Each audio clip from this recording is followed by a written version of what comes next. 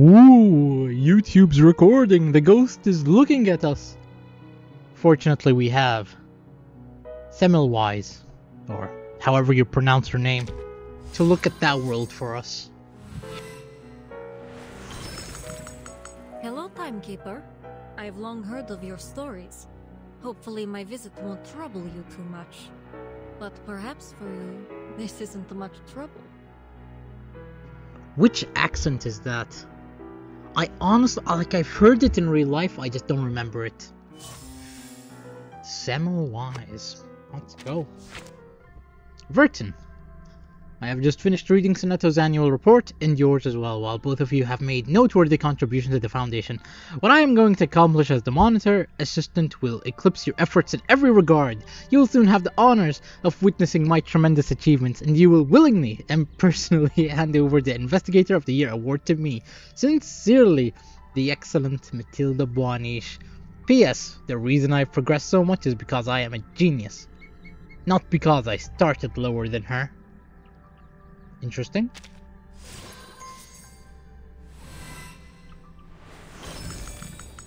Hey! Why are you here? Wait, does it mean Sonetto is also? How do you... Only one? Are we gonna take 5 years to get the entire Matilda? Is that what's happening? Hello there, Enigma. Alright, let's do Matilda, and then hop on to main story. Why don't we? Oh, wrong one. No! What's up with my mouse? Delighted by your... I'm being trolled.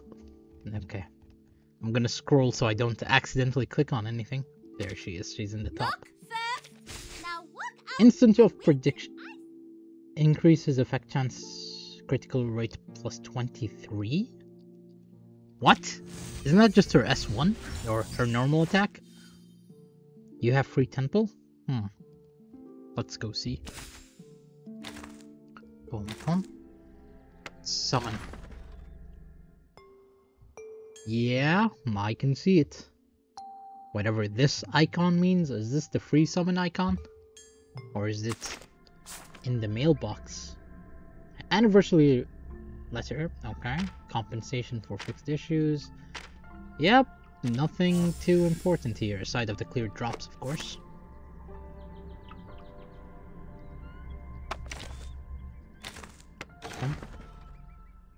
Alright. I guess we're gonna be doing some Lucy summons. Not a single yellow. Amazing. Well, I guess we can easily go for pity now. Let's just see. Do we get Lucy or do we need to heart pity?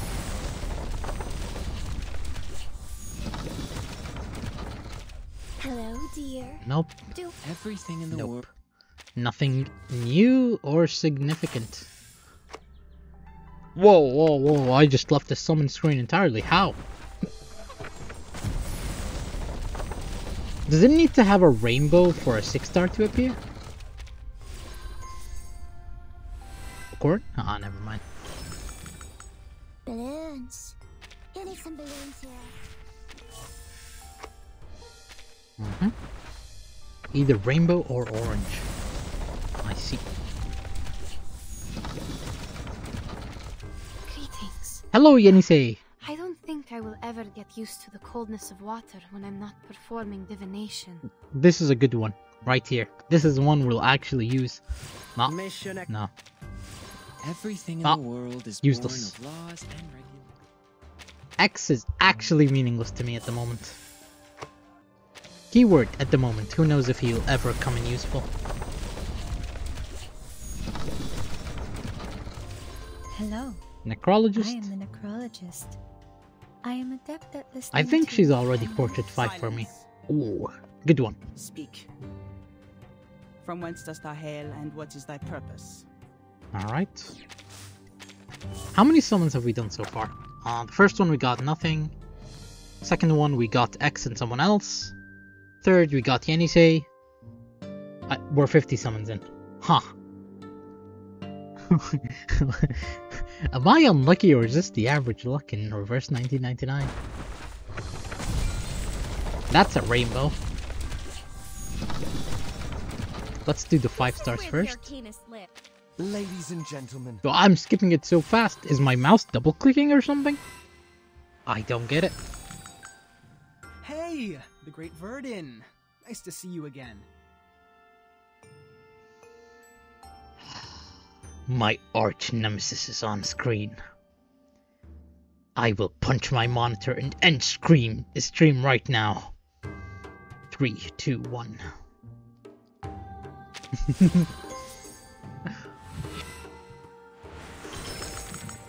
Someone is just a knight, nameless, wandering, beholden to thee for taking me in.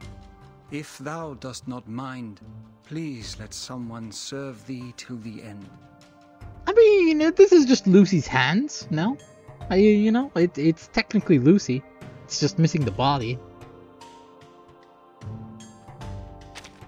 It's okay. I'm fine with a knight. The only issue is, isn't Lucy limited? Anniversary limited, as you can see. As far as I am concerned, she looked a little strong.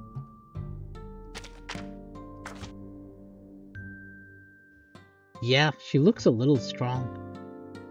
You would save and go for it? I mean, we could try a few more times, I guess. There you go.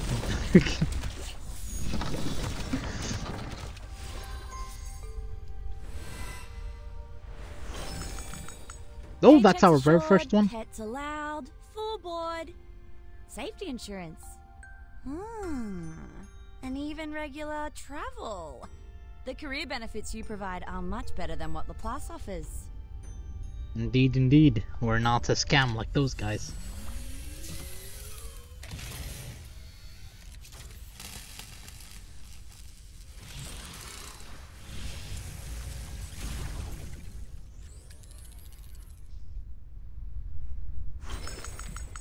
A hand-operated spinning wheel half-drenched in water. This indicates a low level of technological development here. Do not worry, Timekeeper. I am equipped with 15 adaptive plugs suitable for any situation. I will start by running the drainage program. Interesting. I mean, are they gonna normalize those animations? That looked pretty cool. Hey, it even stopped the music and all. Goddamn. Let's see, can I get anything? An X? Why would I do that? Why would I buy any of those two? Like, at this point, I'd buy Holy Silver and this skeleton before I buy either of those two. Now, another thing I could buy is this. Boom. Done. Alright, we're done with the summons, we're done with the buying. Time is like a cold river flowing rapidly. For the stages you've already completed, there is no need to clear them again. In breezy mode, simply claim your rewards here. Really? Interesting. Thank you. About truth. Okay. I'm a little clueless. Reflections. Oh, these are the past events. I see. Now, what is the name of this? Vereinsamt? Did you check the background music change feature? Where is it? It is, as you can see, there it is. Hey there, Vertin, you're back just in time. I see that you've been doing a lot of work in the field lately. I've been pretty busy myself, so let me show you my latest invention. Take a look at this. There's a machine in the corner. Ta-da! The mood switch. Being in the field all the time is bound to lead to burnout and fatigue, both physically and mentally. So I prepared this for you. It can help you create an optimal resting environment when you return to your suitcase. It's also very easy to use. Here, I'll show you. Interesting. Oh, I just skipped some dialogue. This way you can listen to Mist Radio broadcasts at your leisure. These mysterious channels must contain something of interest to you. For the sake of the emotional well-being of our machines, our mood switch can rotate through pre-recorded content, giving Mist Radio plenty time for herself. Besides that, it also has many other features you wouldn't expect, such as a TV, karaoke machine, optimal projector, and can even serve as a barbecue grill. I think I'll be fine with the radio-related features for now. Alright then, please turn the knob on the left first. hello, here I am. Simple, right? Now we just need to... I've received your signal. Is that you, Mr. X? You? I? Static. There seems to be a glitch with the machine, but don't fret. A little setback every now and then is nothing to worry about. 1 second. There we go. We just need a simple, non-Arcanum related adjustment. Please go ahead and smack it up a bit on the right side. I assure you everything we're doing is well within the boundaries of our safety protocols. And I'll be sure to add this technique to the maintenance manual once you succeed. So you've never tried it before. Smack the machine. See, the invention was a success. Oh, now I can hear you crystal clear. Hello, Mr. X. It's starting the loading screen. I can hear that. Hello, Mr. Radio. I'm demonstrating this mood switch to Vertin. This might take a bit of your time. I don't mind at all. Happy to help. This aligns with my own mission too. First, you should see the playlist on the right side of the screen. This is where you can select the music if you'd like to listen to. Tap the music change. You sure have good taste. If you really like this song, you can mark it as a favorite here and I'll remember this selection. No. Why this one? It really is black humor. I don't like this song. It will stay saved on my memory card, and of course you can view them and make changes whenever you want. You can hear, okay. Why is it going off the screen? I know I can undo, but why is it going out of the screen? I physically can't. I know it's saying favorite, but it's out of my screen. I can't see it. Alright. You can also play the song to set the moods inside the suitcase. No. And this concludes the introduction to the radio feature and the mood switch. What you see here is just the tip of the iceberg, believe me. As for its other functions, I hope you experience the thrill of discovery as you play with the machine. That's exactly what I want to say. Enjoy Vertin. Change music. Okay. Right. Let's unfavorite it. Let's see. I really like this soundtrack in their regular... Not, is it this one? No, it's not this one. Where is the... Are these the only ones available? Look, the storm just happened. Some glitches are expected. It's always like that with new patches. They will fix it. Probably. Let's see.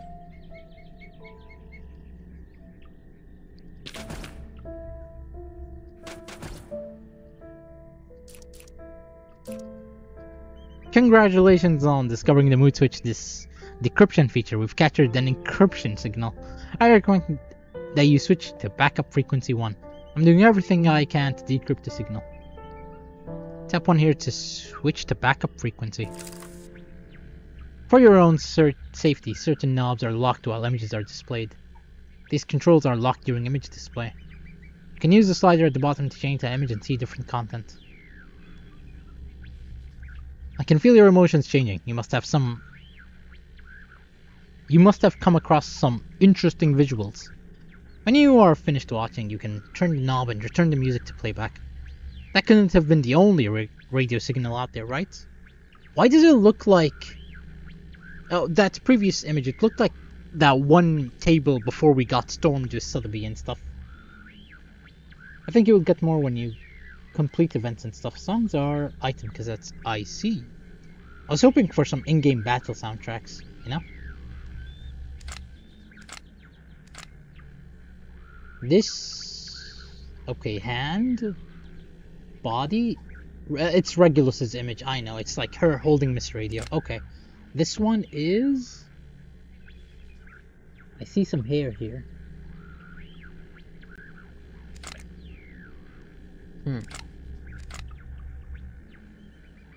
So this is with Sotheby. I'm not sure when, but I'm sure this is with Sotheby. 37? Is it? See, this specific image right here, it's with Sotheby. It's one of my thumbnails, quite literally. Okay, let's come here. It has to be Matilda. Or is it? I'm not sure. This is the Foundation's thing. I mean, someone else is here and they have a necklace. I mean, it's probably some random thing we haven't seen. This is from the Indian event? No? No, this is the planet that Regulus discovers. Okay. These buttons have been locked for safety features?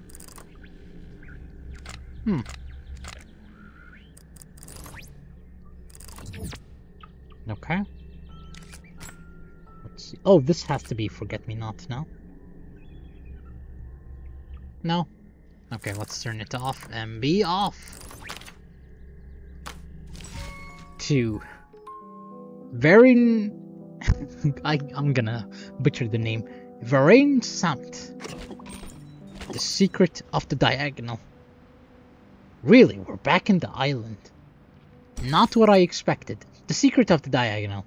From softened branches to transcendent heavens, she thought she could grasp it all. A is German. Talk.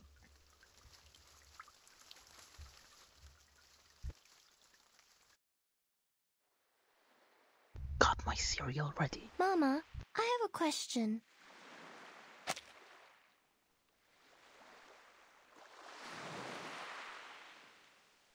Why don't people like the irrational numbers?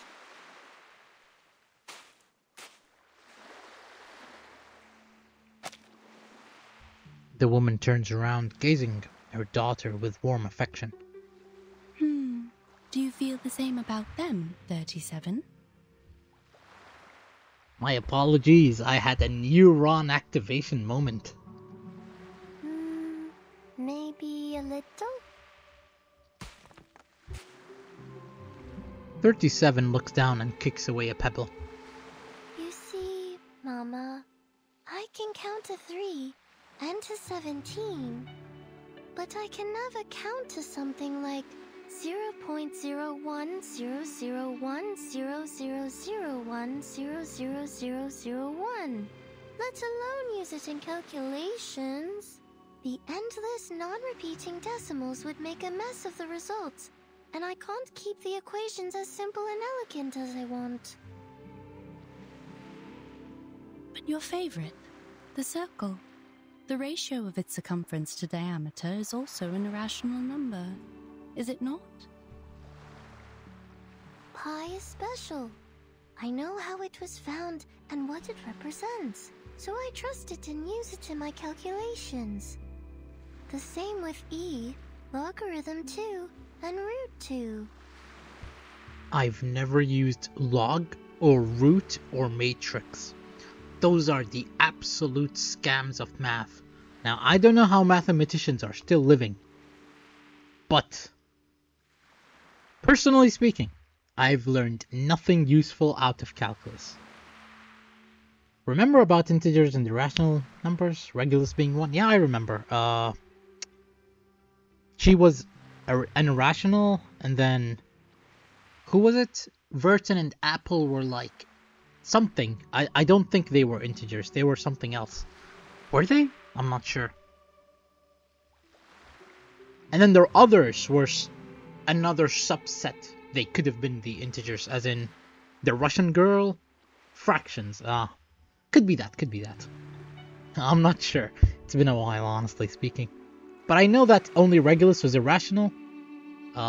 Integers were Apple and Vertin, and then, or fractions, I don't know. They were like the special number, a full number, and the other two, Sonetto, the 8, and the Russian, were something else entirely. But not many irrational numbers are this convenient to work with. Some have no patterns, no simplest forms, and no end. I can't work out their digits, write them out, or calculate them. Not only are they impossible to pinpoint on the number axis, but there's an infinite amount of these irrational numbers.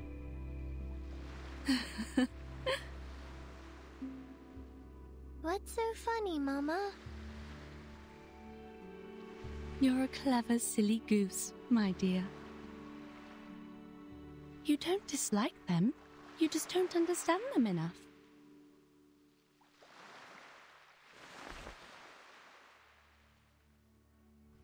Leaning down, she picks up a soggy twig. Her hand moves, sliding the tip of the twig across the sand. 4 equal perpendicular lines are drawn, with 2 more diagonal lines intersecting in the middle. It is the shape of the familiar square. Take our old friend Root 2, for instance. The irrationality of this number can be proven through basic arithmetic, as it cannot be expressed as an irreducible fraction of integers a over b. Also, remember Greta Hoffman talking about Meeting 77 in her notes from the interlude chapter? I do remember that, actually. A simple proof by contradiction is enough, with no knowledge of irrational numbers required. The presence of root 2 is prevalent in nature, and it is particularly noticeable along the diagonals of a square. This means... Oh, I know! This means the system built solely on the ratio of integers was flawed. Yes, root 2 is simple, elegant, and one of the greatest discoveries in mathematics. It showed the existence of infinite incommensurable numbers, with root 2 being the most obvious one to find. This was how the Tower of Old Ideas crumbled, paving the way for revolutionary breakthroughs that catapulted mathematical analysis into uncharted frontiers. Remember when Hoffman said, "I don't understand it, therefore it must be art"? This is what I'm looking at right here. We discovered a kingdom beyond our traditional methods, one that's immeasurable, incommensurable, and inexhaustible. And the key to its gates is hidden in plain sight, in the diagonal of a square. A kingdom of irrationality? The girl listens intently. As always, she understands quickly. I see now, Mama. We are not all-knowing beings. There will always be numbers beyond our awareness, such as the nature of irrational numbers. So, if we get to know the irrational numbers better, we can be friends with them too. But you haven't told me why people on the island hate them.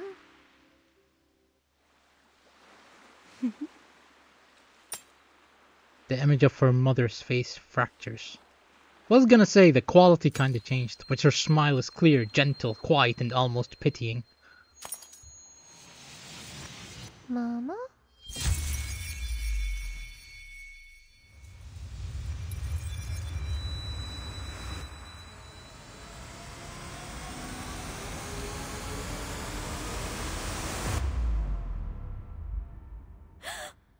Did she just survive a missile?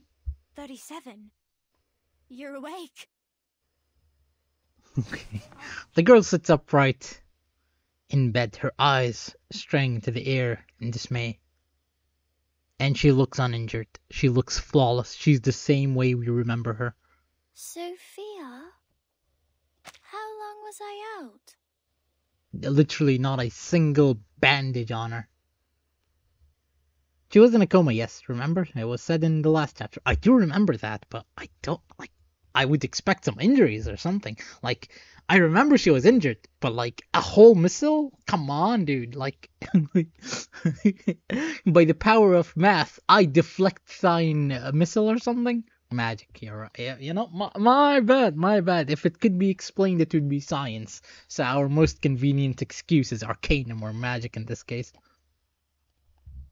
You've been in a coma for a week. Only a week?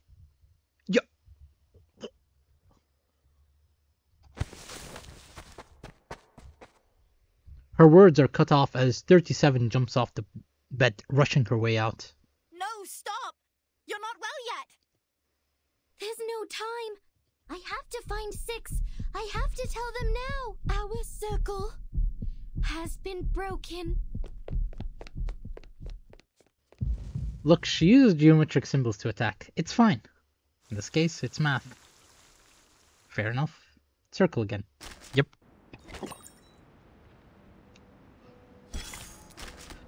Okay.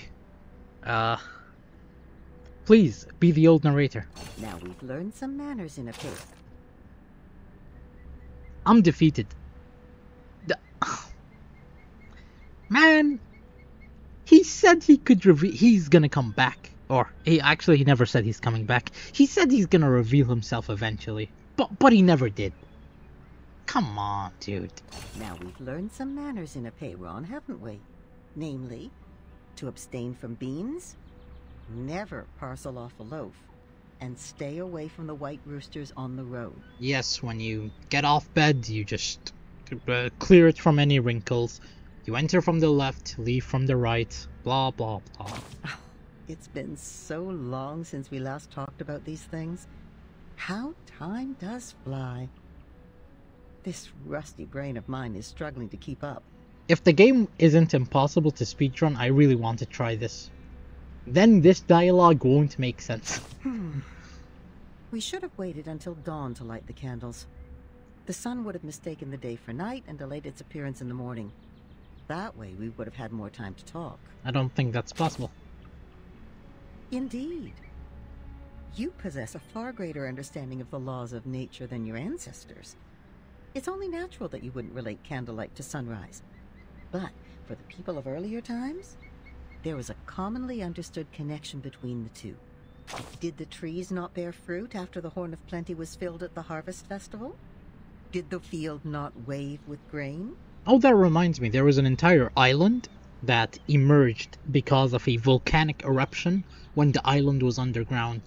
And scientists went to that island to pretty much observe how does nature start to populate in that island. And then they found a plant over there. And it was crazy because the entire land is scorched. It's black because of the volcano's eruption and stuff. And to everyone's shock, it was a tomato plant. And then people were like, huh? Tomato? Isn't that impossible? Like, how? And so a scientist just pulled the plant and stuffed it into a bag and just left the island, never explaining why it happened. 45 years later, it was discovered that one of the scientists had eaten a tomato sandwich before going to the island, and on the island, he took a shit, and in his shit, in his feces, there was tomato seeds. And as a result, when he did the thing on the island, that's how the tomato plant came to be. You think it's a scientific breakthrough, but it's not. Does the lighting of a match not illuminate the moon? It's human nature to try to understand the world. Of course, at that time, mistakes were made, and some phenomena were attributed to the wrong causes. Some theories were developed from false facts. It was a time of symbols, you see. Such as? The flower represented blessings and harvest. The Ouroboros, the eternal cycle. The hawk, wit and astuteness. And the soil, safety and protection. I really like the Ouroboros.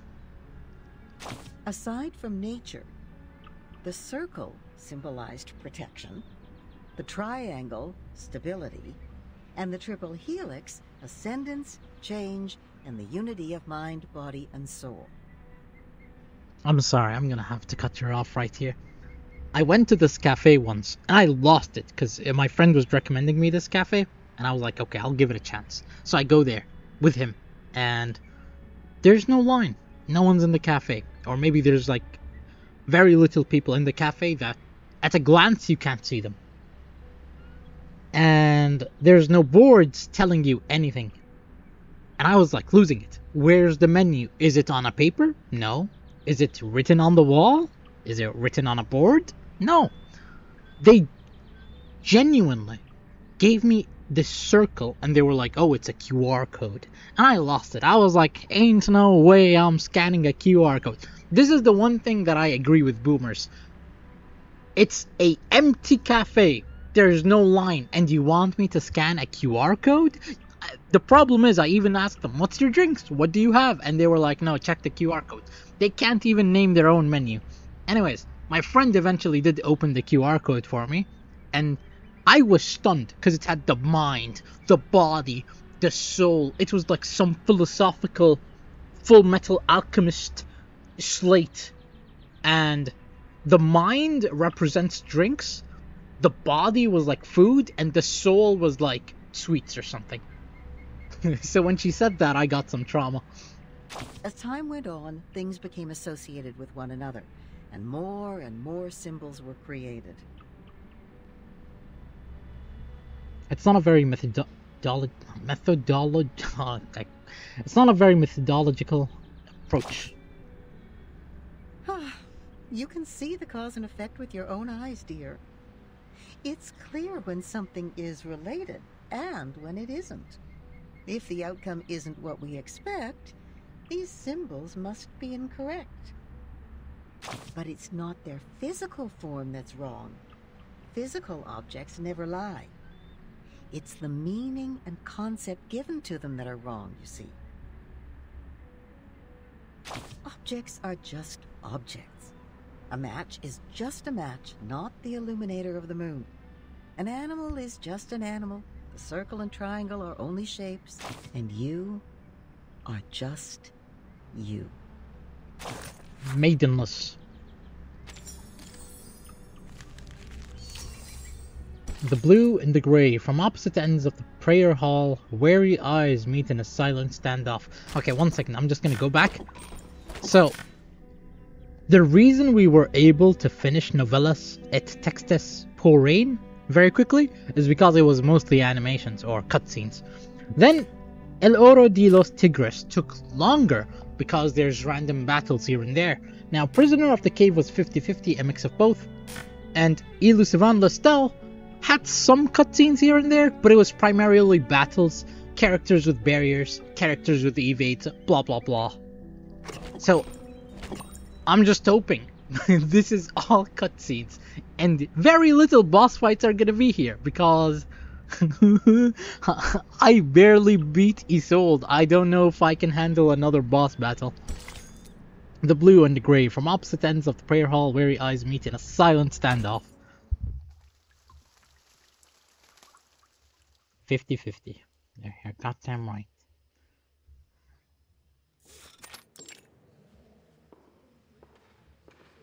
Hello, Britain.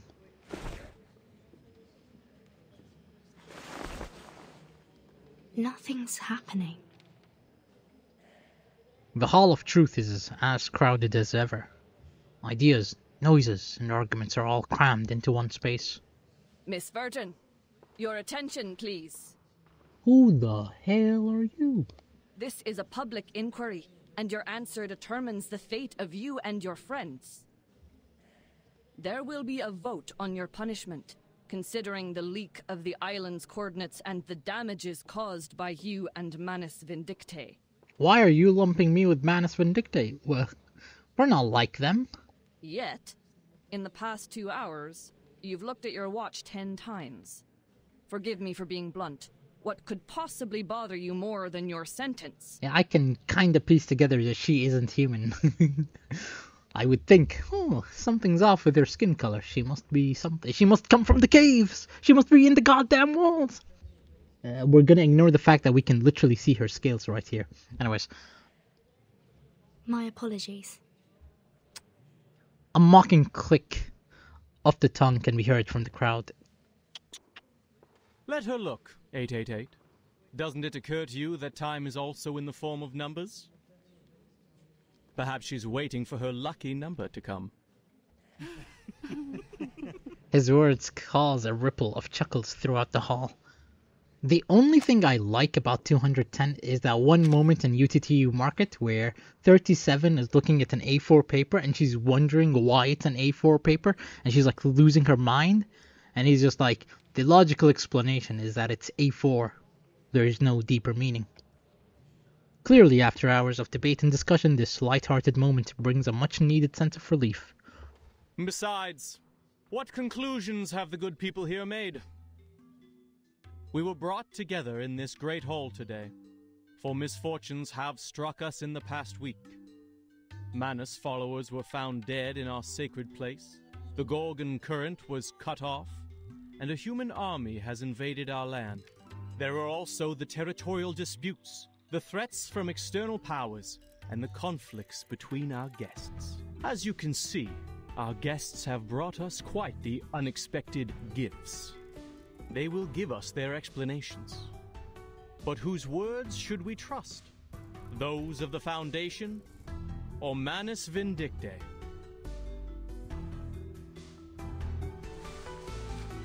He bows slightly, gesturing to the left of the stage. I swear on the Stone of Truth that I have no knowledge of the League. We never gave any information to the humans. As we speak, the St. Pavlov Foundation is taking measures to mediate the territorial disputes from outside the island. But you did report everything here to the Foundation. And you don't know what they did with the information, do you? Alright, let's see. I don't know. Words of cute girl in a top hat, or a creepy people with black slime. Tough question. You know, when you put it that way, that is true. Would I trust black people, or will I trust British people? I sounded like Uncle Ruckus right there. Right. A questionable defense. A doubtful explanation. Why should we trust her?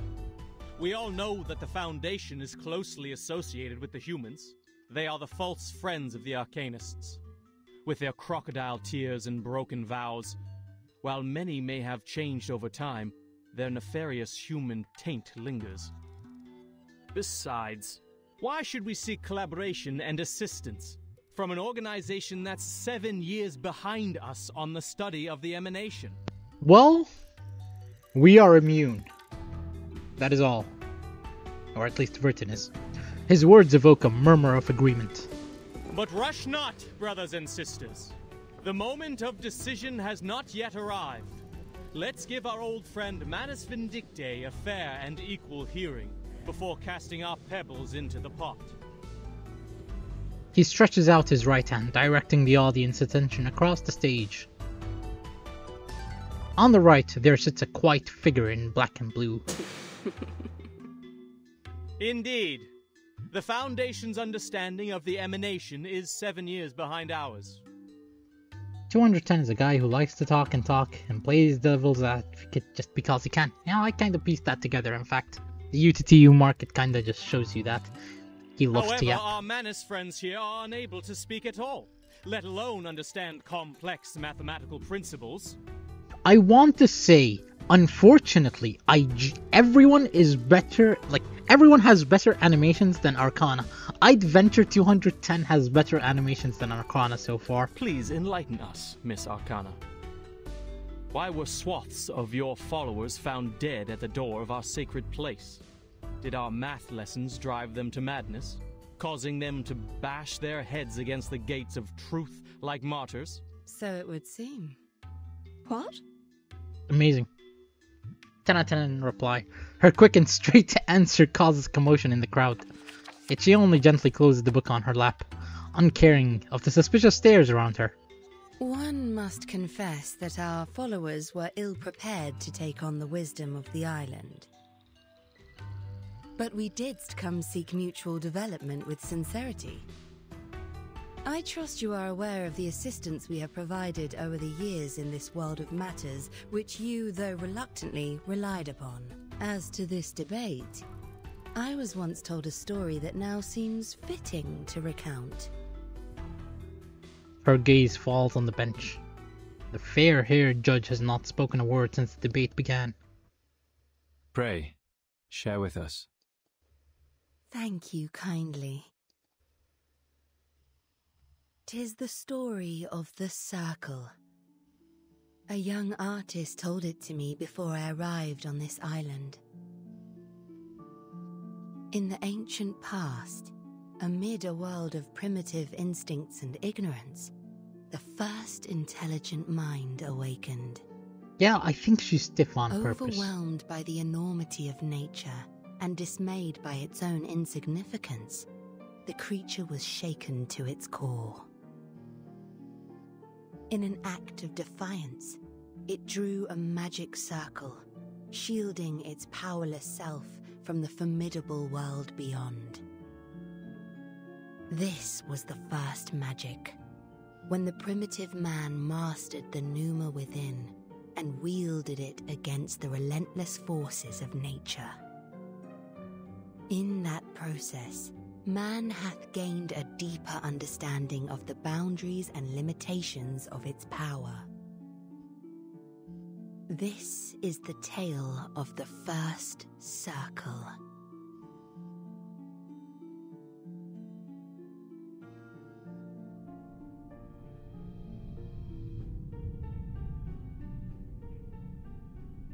The circle shielded us, and its protection benefits thee to this day. What I find intriguing in this story, man hath established its existence, recognized its boundaries, and learned the purpose of life, all by relying upon this very circle. Bang. The hall gate bursts open. The intruder with a small figure leans weakly against the door frame. 37. All eyes are fixed on the young girl. Some have even risen to their feet in surprise. The leader on the bench breaks the silence. What's wrong, 37? The island. Her pale lips tremble, struggling to get the words out. Our island has fallen ill. Even the slightest sound is gone. An eerie silence descends upon the hall. Thud. Another dull, muffled thump, as if something struck a hard surface. But it's enough to get the rest. The rest of the crowd to their feet. They look up at the roof. The thud came from up there. Thud, thud, thud, thud. More thumps follow. It's as if the hall has turned into a drum, with an out-of-control drummer playing frantically on the dome. Ah! What is going on? Is that a hailstorm? No. I don't think so. Sophia looks traumatized.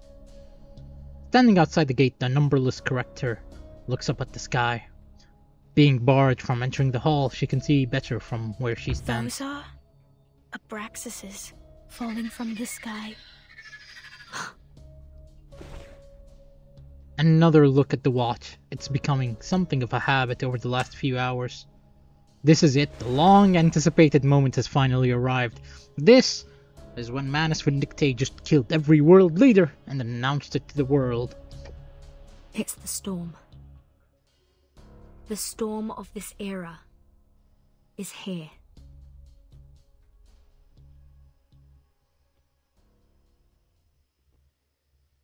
An interesting device you have there, Vertin. Now that I think about it, the Foundation probably gave Vertin that device. Why does Vertin have to issue an order clearance, just, hey, guys, there's a storm, when the Foundation they gave her that tool? Why don't they have another same tool in their own Foundation?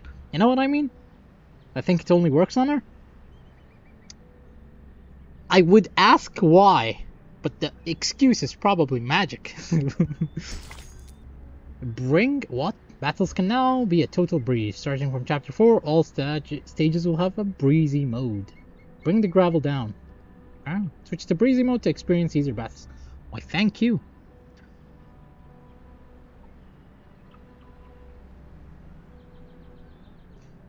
Yeah, I'm gonna play that.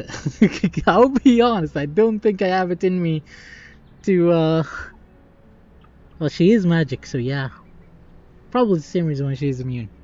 Hold on. I'm holding on. I'm holding. There's a trial in the last chapter you missed. Okay.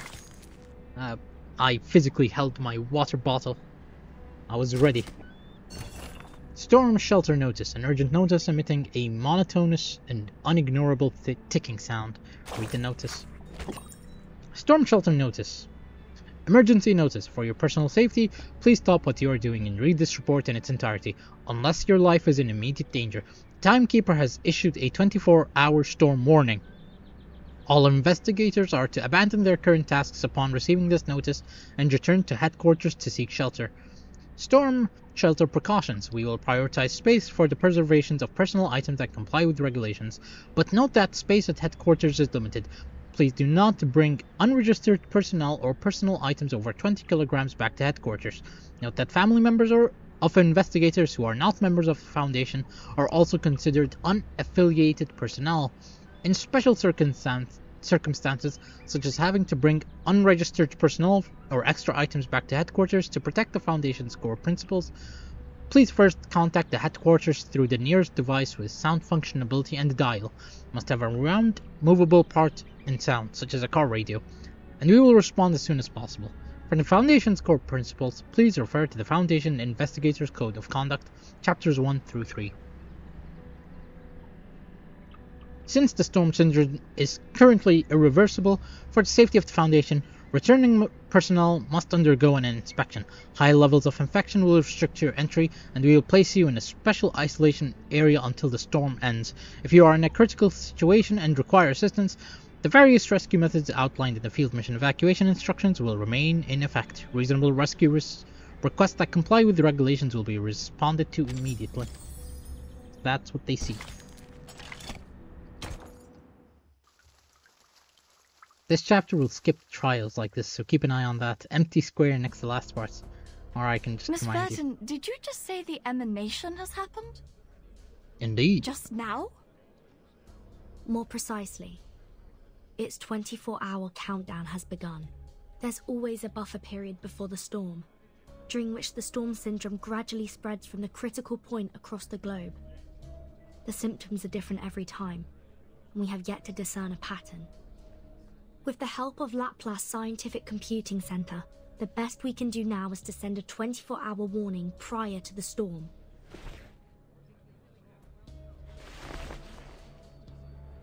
Another minute has passed. No way. In Africa. 60 seconds?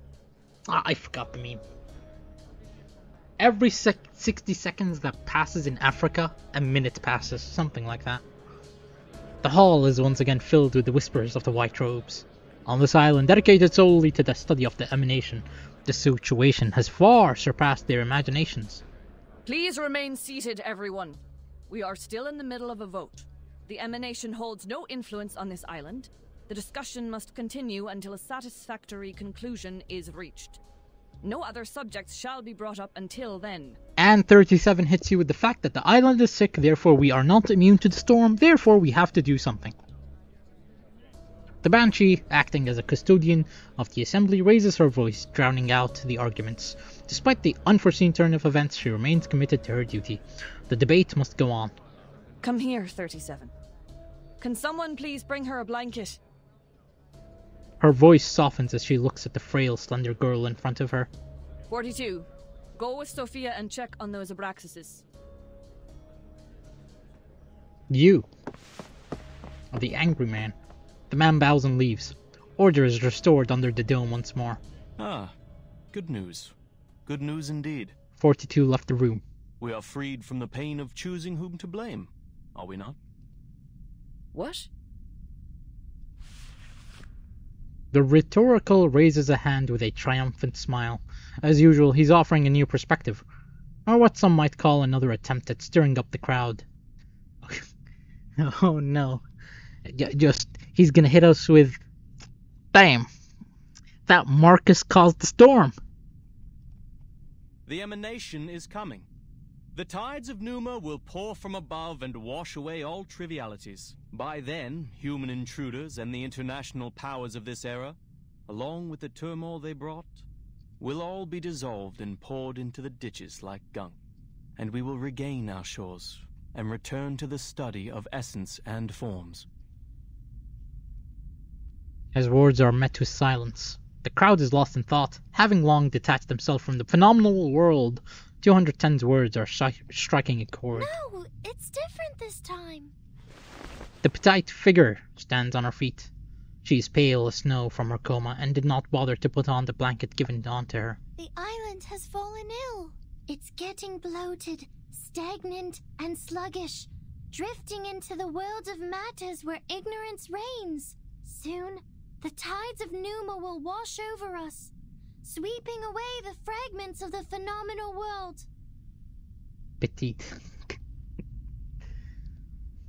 What did you say? In other words, we will all be taken by the emanation? This is unthinkable. This is terrible news. One that nobody wants to hear right now. The impact is like a bomb going off. The crowd is buzzing with fearful whispers. The lady next to 37 stands up still holding the unused blanket. 37, you just woke up from a coma. You're not well. Why don't you take another rest? No time for that. I'm here to warn you. Apiron is gone. I can no longer sense it.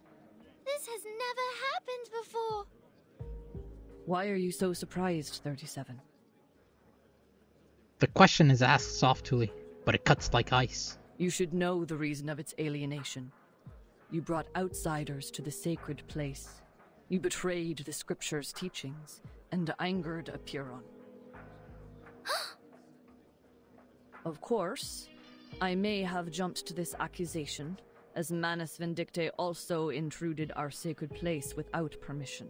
People, as of now, there's no proof that the emanation will influence the island. 37's account is lacking.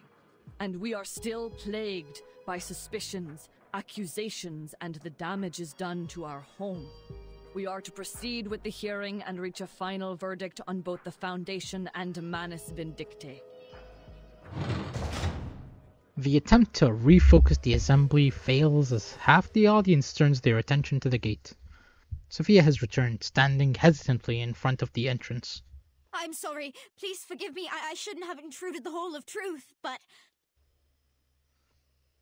Though irritated by the constant interruptions, the custodian immediately notices her peculiar expression. Sophia, weren't you and 42 checking on the Abraxases? What is the matter? The corrector gestures in the air, her voice shaking. What do you mean again?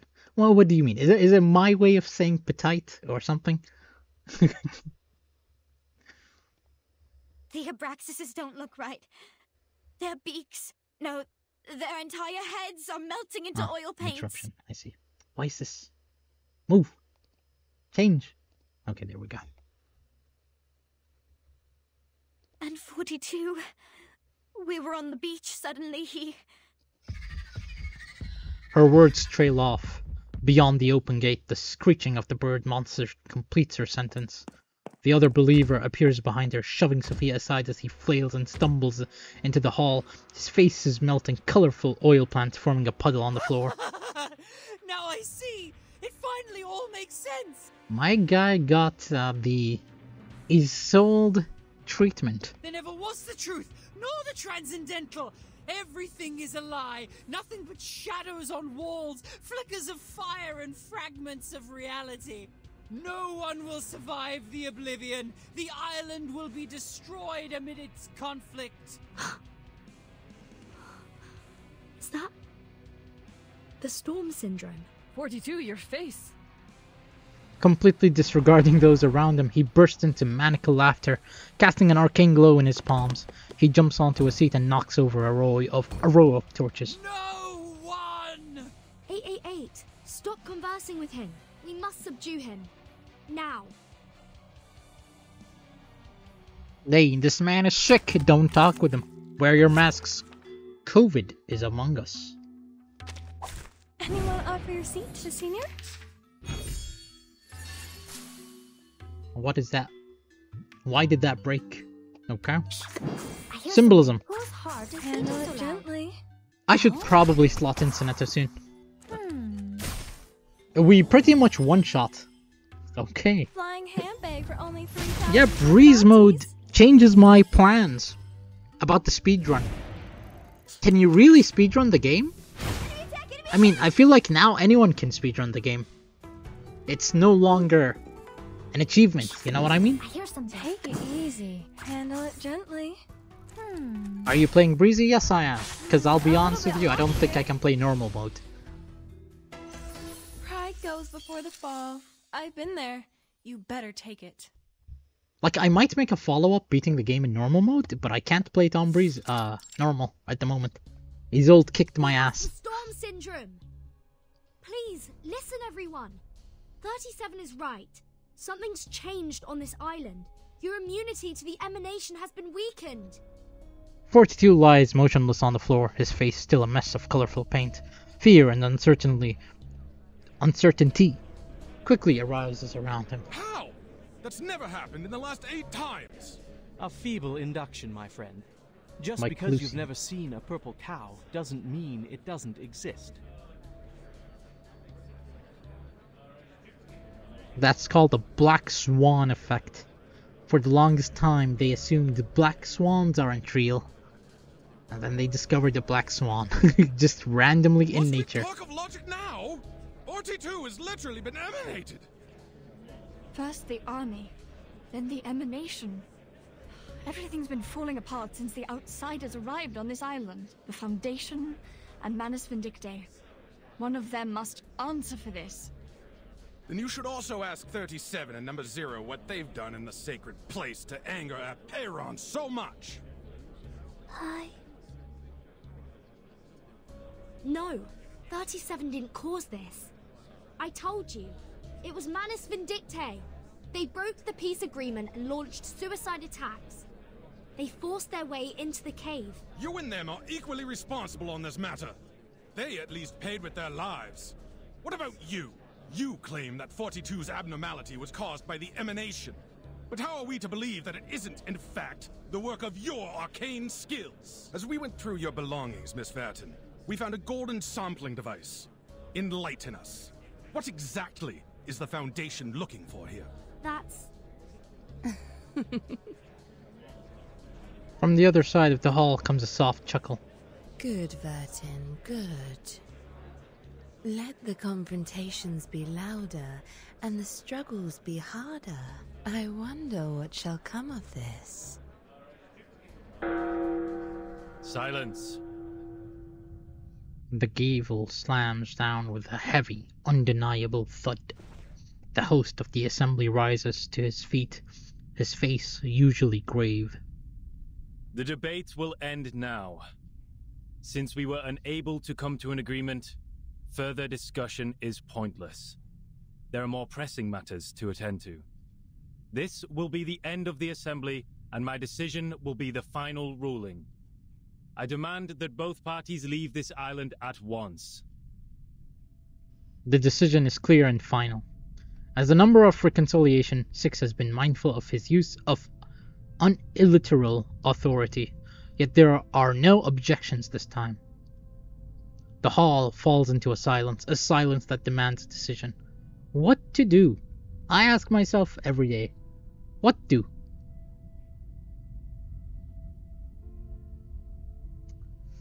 Why do I feel like this doesn't change anything? I mean, Arcana's gonna screw us over. I'll accept.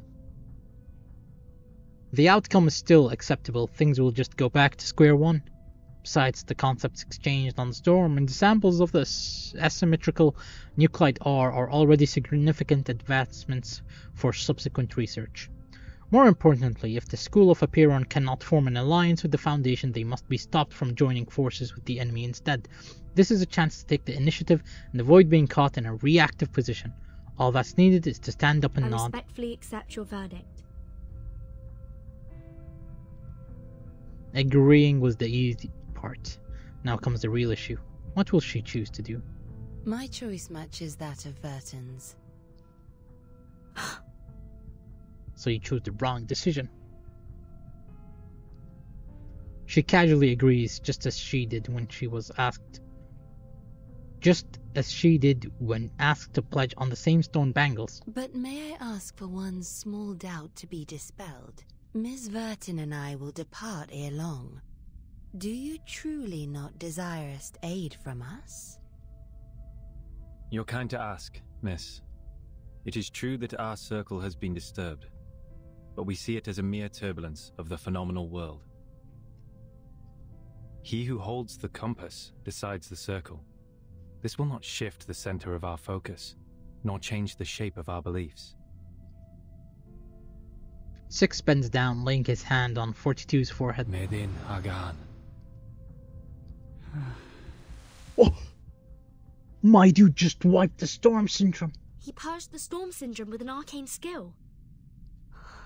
I never thought it would be possible. The leader straightens up, looking as composed as ever. The light of intelligence has cleansed 42 of confusion.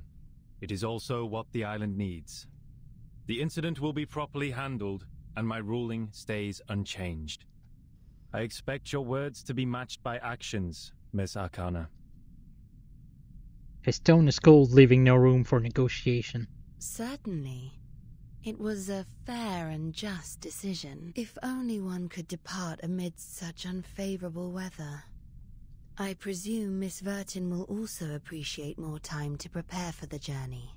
What sayest thou?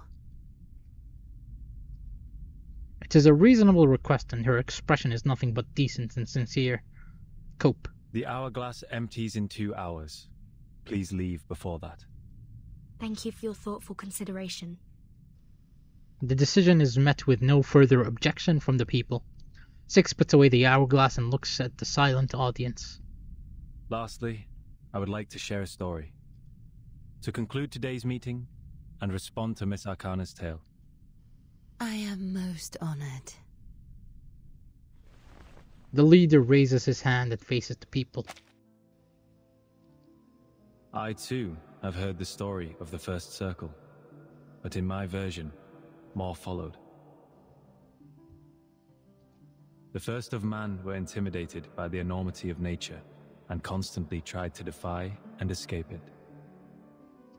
Our ancestors, however, had the opposite reaction. They found solace in nature, which welcomed them with a nourishing embrace, sharing its vastness and sublimity without reservation. It was the perfect harmony, the moment the circle ceased to represent confrontation and avoidance.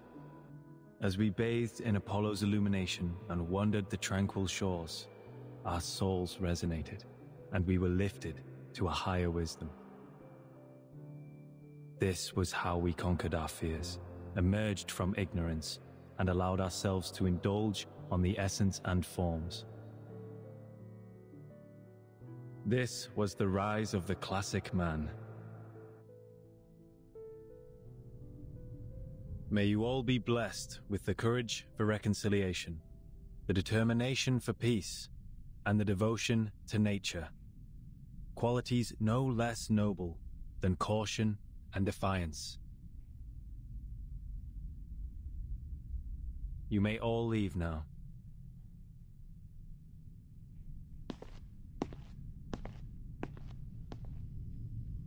Please, just a moment.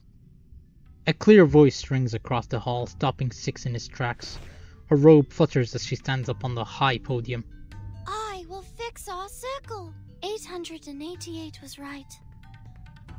I have enraged a Peron. I am responsible. I will go back to the sacred place, pass its test, and ask it to share the divine light of Gnosis so we can learn the truth about the essence. I will make up for what I've done. I promise. Six turns around, his eyes meeting the gaze of the determined star. It has been 300 years since the last challenger had their success in the cave. 37, are you aware that we have other means to cleanse the island, even if you don't bring the matter to Aperon? Yes, I'm aware. Then are you aware of the price you will pay, should you fail its test? Yes, I am. You get stormed. Then you shall have my blessing. He leaves, ignoring the murmurs of shock. The gavel is thus brought down. The long debate has finally come to an end.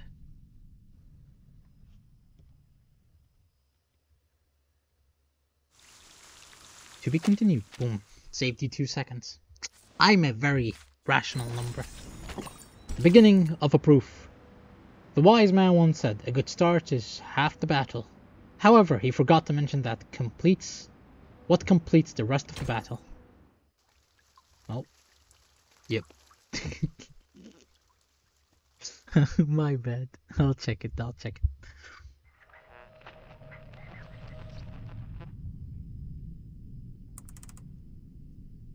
The headquarters has issued a notice.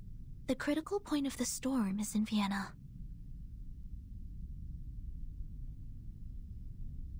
Wait, what do you mean? Wait, critical point. Is that the circle that Marcus saw when Hoffman was trying to call her and tell her to evacuate? And then Marcus was reading that, yo, world leader 1 was killed, 2 was killed, 3 was killed, 4 was killed, blah blah blah, that thing at the stage.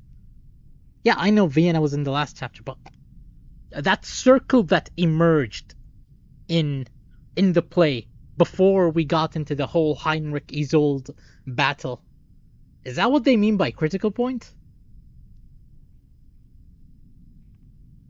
Yeah. The chief assistant puts down Miss Radio and turns around with a somber expression. This type of storm syndrome involves a bodily transformation into oil paintings, primarily affecting the face, but sometimes spreading to the torso. It is often accompanied by delirium and an intense obsession with war. Like the storm of 1929, it was accelerated by social upheavals resulting from the constant tensions Manus Vindictae created between nations. My apologies, I am being called. I shall be right back for a bit. Alright, resuming the recording, and there we go. They mean a critical point from where the storm is spreading throughout the world. They said this earlier. Yeah, I kinda pieced it together, but... This... era. The color of the sky has changed. The storm syndrome has finally reached this island. No one on the team's caught it yet, but that could soon change. This is absurd! With a bag filled with alchemy materials over her shoulders, the young pirate remains spirited despite a week in underground captivity. We went through all that trouble, sweated our guts out, and finally got to a place where the storm can be kept out. But now you're telling me that immunity is going to disappear like a fart in the wind. I was planning to stay here for a while. There might be alchemic materials and pieces of books the Abraxas has left behind from their mills. Ugh! Now that is frustrating, mate! Such is the nature of Arcanum. The immunity hasn't disappeared. It's just waning. For now, only the beach has lost the effect. We are still safe around the Hall of Apiran. But there's no guarantee that we'll be safe here forever, right? Welcome back, Lilia. Reminds me of Zeno's survival test. Sinetto and I talked about this. We think the island is protected by a large-scale arcane ritual.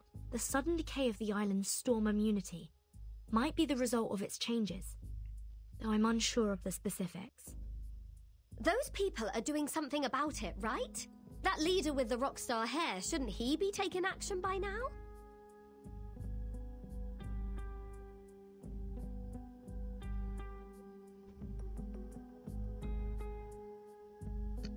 Is she referring to 6? I'm gonna assume she's referring to 6. 6 has gathered all integers after the assembly. They're going to perform a mass cleansing ceremony.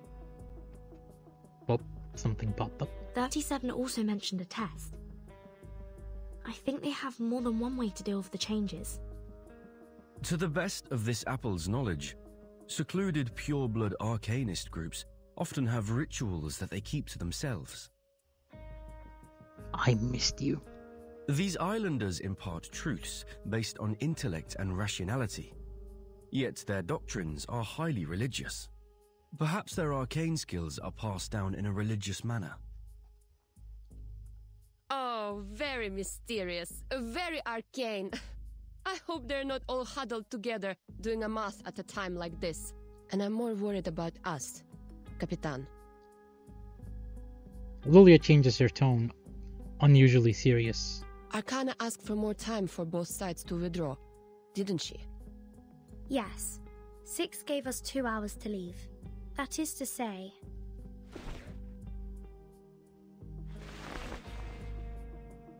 we must set out when the storm countdown reaches 2000. And before that, the stone bangle on your wrist still works, right? Yes. I can feel it.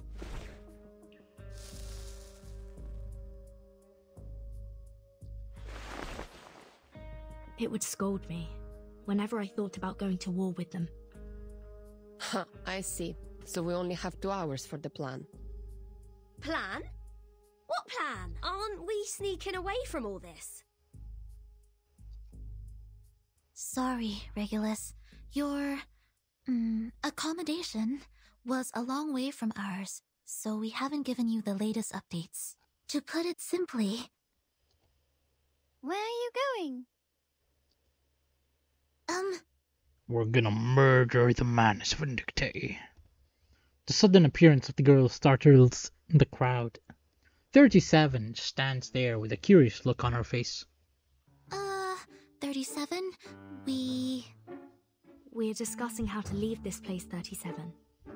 True. Precisely. I was just about to say, your chief wants us gone in a jiffy, but we don't even have a piece of wood to sail with. Vertin is sizing us up to see if we can fit in her suitcase. She's going to swim across the Aegean Sea using her tiny arms. Right, Vertin? For sure. Regulus squints and eagerly pokes her elbow in. Sounds like a lot of fun. Then you must leave from the north side of the beach. Jump off the cliff there and head south. The cliff is on the tangent line of the Hall of Aperon, which is a good sign for your journey. Thank you, Miss Mathematician. She nods confidently, fully convinced of her own conclusion.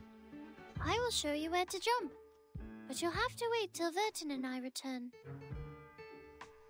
Me? Where are we going? What kind of question is that? The only place worth going. The lab. She extends her hand with a light and happy tone. Never mind, it's not the lab, it's that same place where we saw all the numbers. You're the one and only 0. We'll go see Aperon together.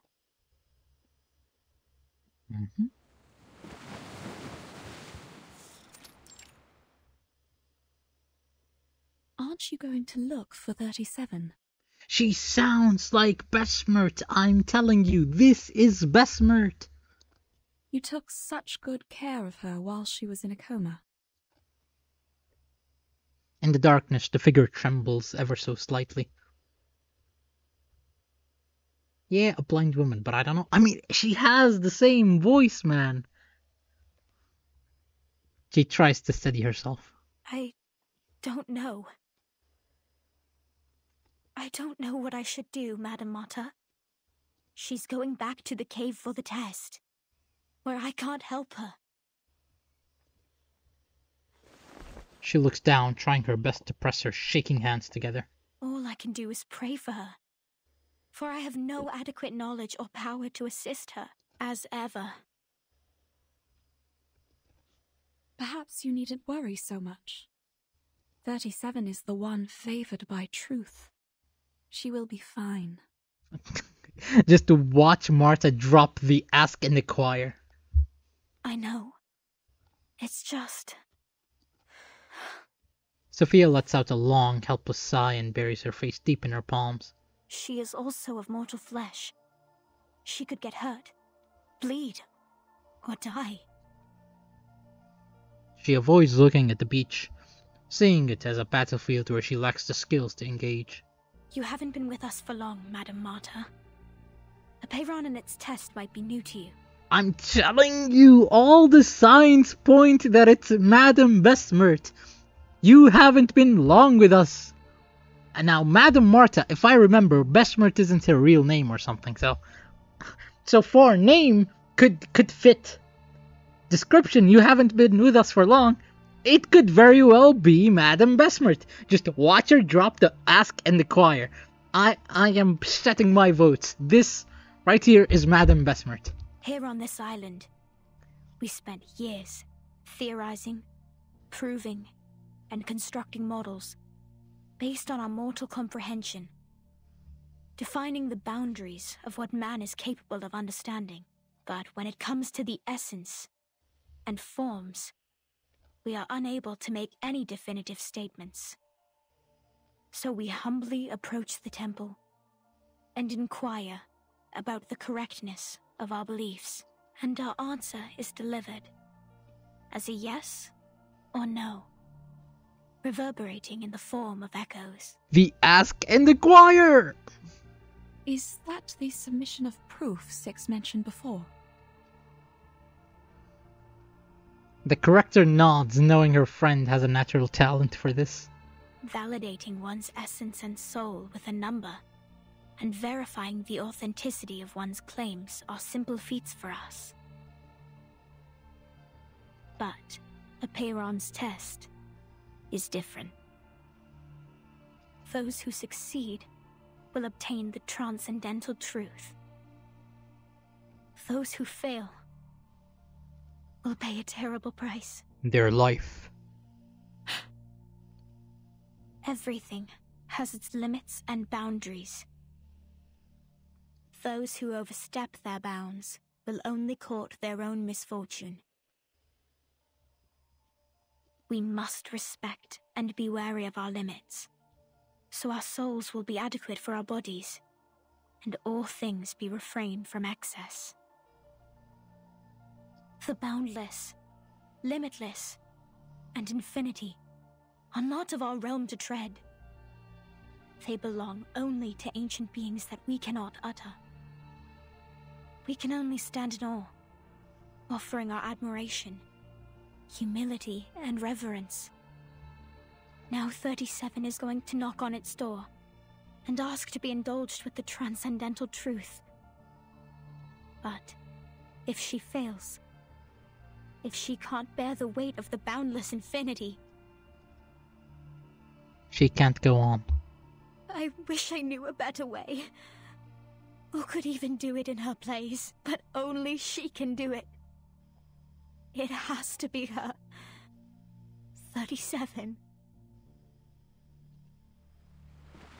Nice voice acting. I'm sure this is the perfect solution to finally put an end to all our problems. If I pass the test, Apeiron will grant me the answer to one question. It can be any question I don't have an answer to, even about the essence and everything. At least that's what Mama told me. 37 nods with confidence. I just have to choose the right question to ask, and we will be rid of all the troubles, whether it be the emanation, the turmoil of the phenomenal world, or the dangers threatening the island. All will be gone. I have Six's blessing. He agrees with me. So, Vertin... Not so fast. You can't just steal away our helmswoman like that. This thing, it's too good to be without any risks, don't you think? What if Vertin doesn't make it back, huh? Who's going to swim us across the sea then? It could be risky, but not for Vertin, only for me.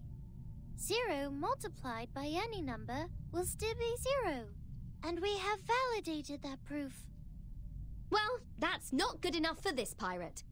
Besides, Vertin doesn't seem like a 0 to me. It's okay, Regulus. I think I'll be safe there. But 37, isn't this a sacred test for your people? I've never taken the oath. I'm not one of you. That does not matter, Vertin. She gently shakes her head in determination. But you must know that once we enter the temple, we cannot turn back. The path to the truth is a one-way road. Our last visit was interrupted, remember? You didn't get to ask your question, and I didn't get my answer. And now, I don't need to ask my question anymore. She bites her lip, holding her own arms tight. You and your friends were right, Vertin. The discord in the phenomenal world does have an effect on essence and forms. No one can argue against this when facing the emanation. But there's more I'd like to know, and I believe you feel the same. I guess what I will tell Six that you're coming with me. I will tell everyone and persuade them, because this is the right thing to do. I assume what she means by this is, the discord in the phenomenal world. As in, the world leaders getting killed accelerated the storm. So I'm assuming she's acknowledging, yes, changing life speeds up the storm. go, Timekeeper. While you're out, Lilia and I will ready us for evacuation. Man, I miss Sineto when she was part of main story. We will liaise with the Foundation from here. Thank you both. I'm ready. Before we go, 37, I have a question.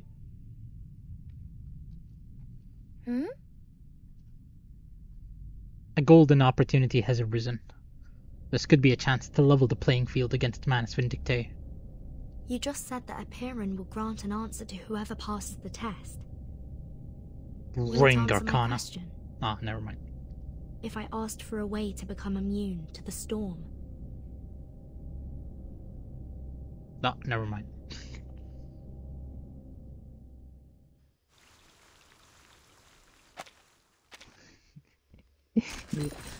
Oh no, what if it just tells you, yo!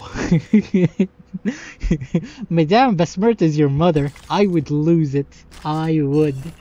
Storm Syndrome Investigation Record. A hastily made report about the first Great War painting of the century. Let's read the report. Storm Syndrome Investigation Record.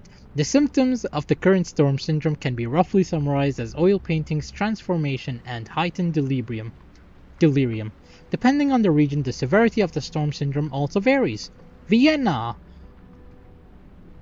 Expressionistic oil paintings transformation pervades the body uncontrollably.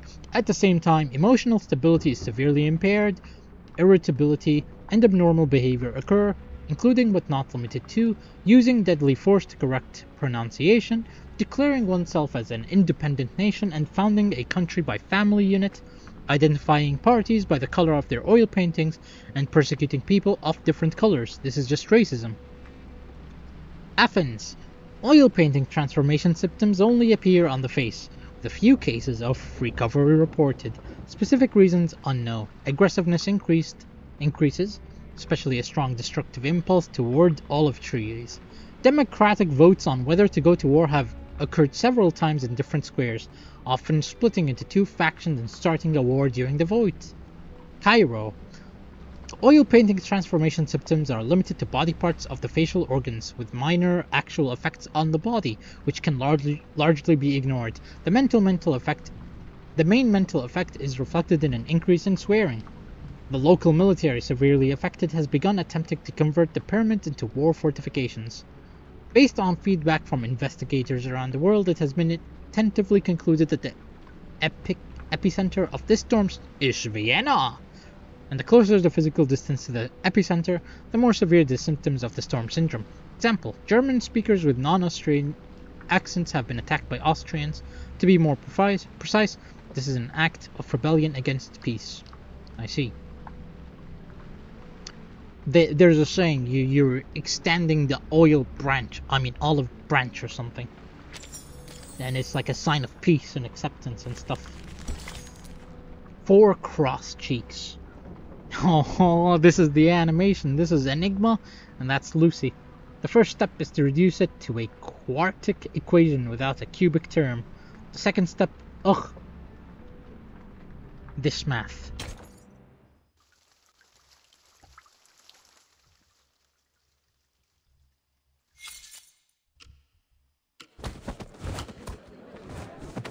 Damn, you narcissistic, fat-headed, humanocentrist freaks.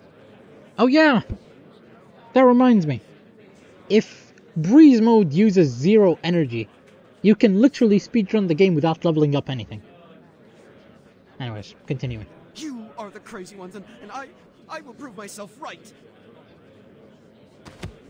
Seriously, can someone please bring Matthew back to the rehab center? That mask has made him crazy. The researcher's arms flail wildly as he stumbles across the shiny silver floor, adding more to the chaos.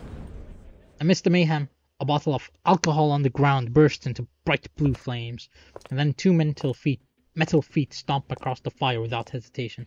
Any progress? Not much. We've called all the experts here, but so far it's been a waste of time. Not even a bodily reaction when reciting the text. It doesn't belong to any known language, nor follow any linguistic rules. Many are starting to doubt the accuracy of the incantation. After all, it was copied down by a novice investigator with her arcane skill, not her supervisor. That's Marcus's thing. Yeah, his face. I don't know what's up with his face. My guy. Oh, man. The door is pushed open. The spacious room is now packed with people.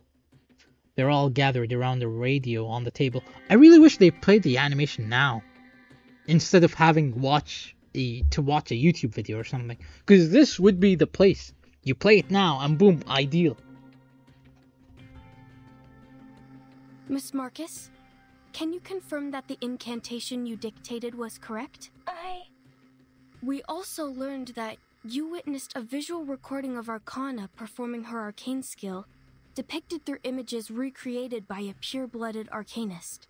Is that right? Yes, to be precise, I saw it in the memories of Isolde, a former member of Manus Vindicte, using Miss Cacanya's arcane mirror. Can you attest to the accuracy of this memory? I can't say. Do you deem the reflection of Miss Cacanya's arcane mirror to be accurate, factual, and without misinterpretation? I'm not sure. Can you confirm that your arcane skill, Read, was performed correctly and provided an unbiased, objective, and flawless interpretation? I don't know about that either, but I saw it with my own eyes. I heard the chanting. I don't know what language that was, but that's how I heard it, and I've written it down phonetically. Please calm down. We are only verifying the details. Oh, look, a cute licensed staff 1. I hope nothing happens to her. 1. Oh, boy. The Foundation has dispatched a special operations squad to you in Vienna. Please make sure the 2 other arcanists involved will return to the Foundation with you. I understood. She sounded so defeated. The call ends. The liaison removes the headset. The result is far from ideal. Her face is pale, as lifeless as her mechanical colleagues. Is this it? Enigma? A sarcastic voice cuts through the air as a man pushes through in the front. An ancient miracle. A circle of salvation. Euna seco. Atuna psycho? An inexplicable incantation transcribed by an arcanist based on what she saw in the memory of another arcanist recreated by yet another arcanist. I wonder, will he lose his shit now that his sister died? That's as convoluted as a dream within a dream within a dream. To think they wanted an objective restoration. Oh, he reminded me. I had a dream within a dream today. Now, the details are a bit funky because they involve my personal life, but yeah, I'm pretty sure I had a dream in a dream, which is the 2nd or 3rd time it's happened in my life. Now, the 2nd time I can't confirm, but the 1st time it's happened, it was school. But that's a story for another day.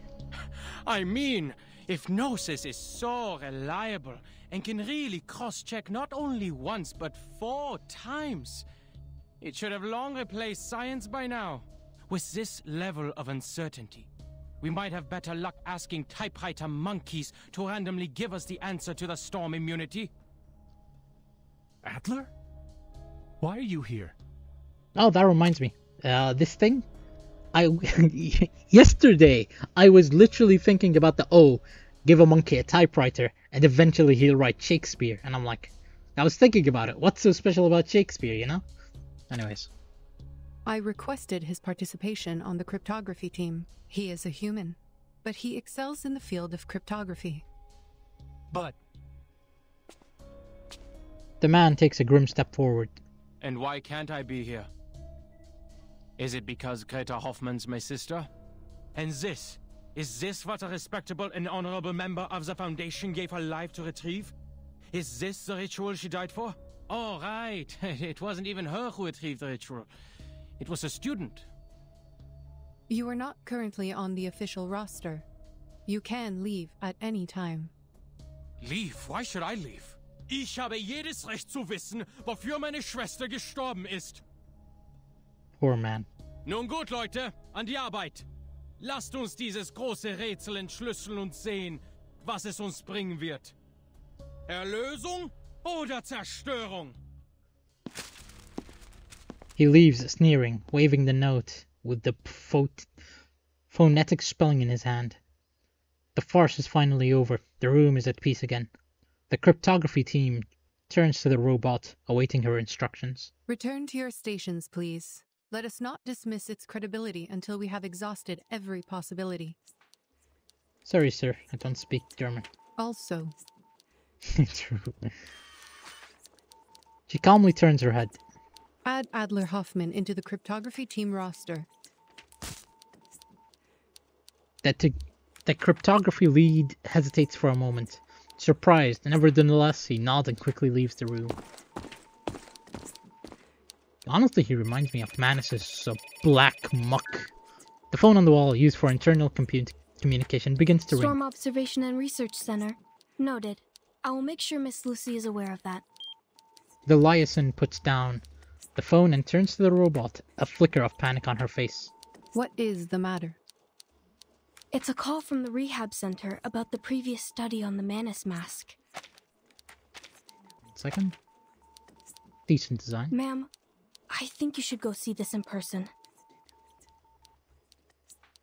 He is just Rorschach. Very good, Matthew. Now tell us, what did you hear? The already narrow corridor is now filled with security guards. The room they're guarding is heavily secured, isolated behind 3 layers of tempered glass. The patient sits in the room with a mask on his face. Voices! Those voices! The inaudible murmurs, the frightening whispers, they worm into my ears. I told you before, I wrote about this before, but you just missed the mesmeric episodes. Did you put on the mask? Yes. How else would I know that I was right? And now I know. Never ever heard them so clearly. They are screaming inside my head. They're temptations. They're promises. I just have to let go of my brain. Can you hear it? The benevolent mother is speaking. His nails dig deep into his palms, as if fighting an overwhelming impulse. How? I can write the ultimate paper. Who is this mother?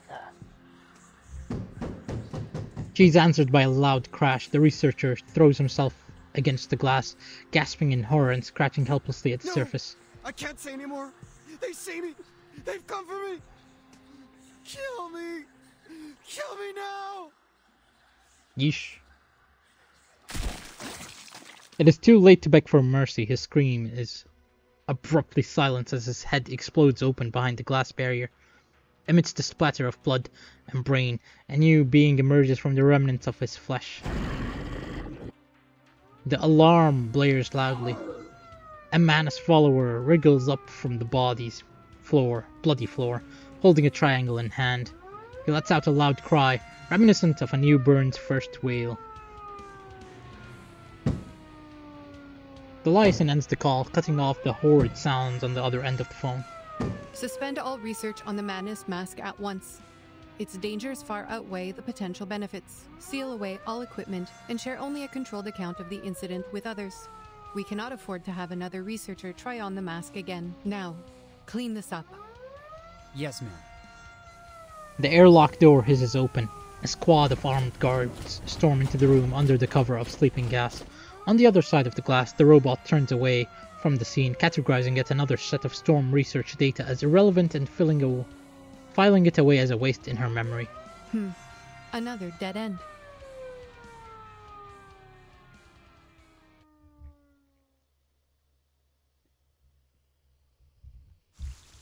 To be continued. Boom. Saved you 0.4 seconds this time. Boom. Finally, some interesting work. Take it easy. I hear something. Probably should have. Never mind. Eternity got my back. Agents have Gun. guns. Thank you. Common sense. We've done a Wow, so difficult, am I right? It's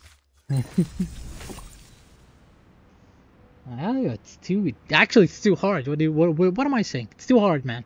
Emergency notice to halt research on Manus Vindictae masks. To all members involved in the Storm research, Manus Vindictae masks are now considered extremely dangerous and of no research value. All related research and experimentation must cease immediately. My bad. I mean, I personally don't care about the mask. I care about Madame Hoffman even more. Vienna Investigation Operations Report for public record. News from the front lines. The esteemed Miss Greta Hoffman, a valiant fighter for human advancements, has tragically lost her life during a storm investigation mission. Investigator Marcus has successfully relayed vital information and is waiting for support on site. A special operations team has been dispatched post-haste. Please resume work status after reading this report and observing a 3-second moment of silence. Hoffman, deceased. Marcus, waiting for report. That's sad.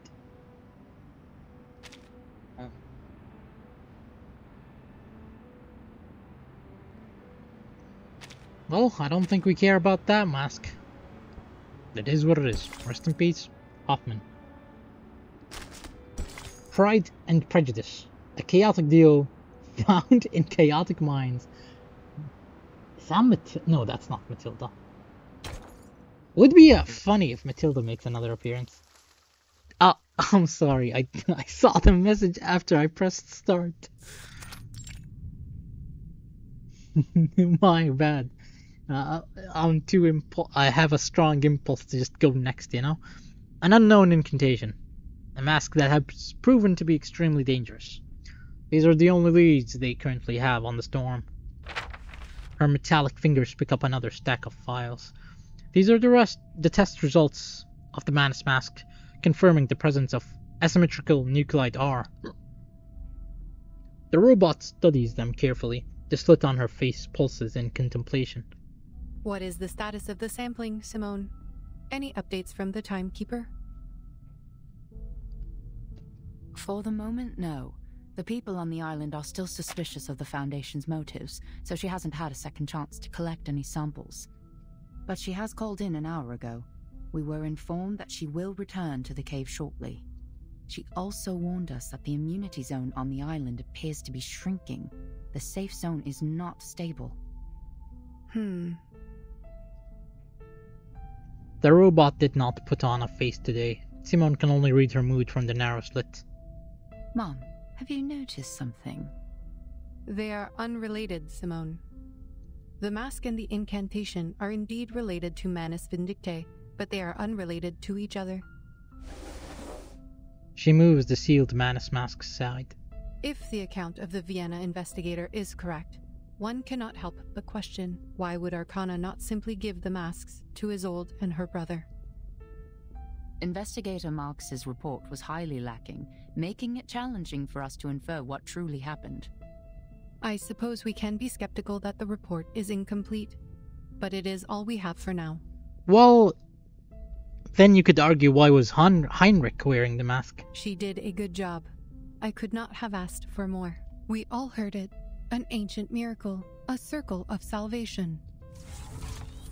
The robot extends her hand, drawing an imaginary circle in the air. The leader of Manus Vindictae promised a miracle, but the mask is far from it. The mask is a tool of control, designed to identify and enslave the believers. Matthew has demonstrated its effects for us. But this ritual is different. Do you mean the ritual is more sophisticated than the mask? The robot nods approvingly. Perhaps, but it is not entirely definitive.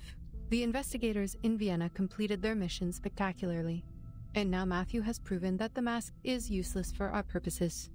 Its immunity was only a cover for its other functions, and the mask has powerful and irreversible side effects. Even if we find out how it protects the wearer from the storm, we cannot use it on our colleagues. She picks up the script.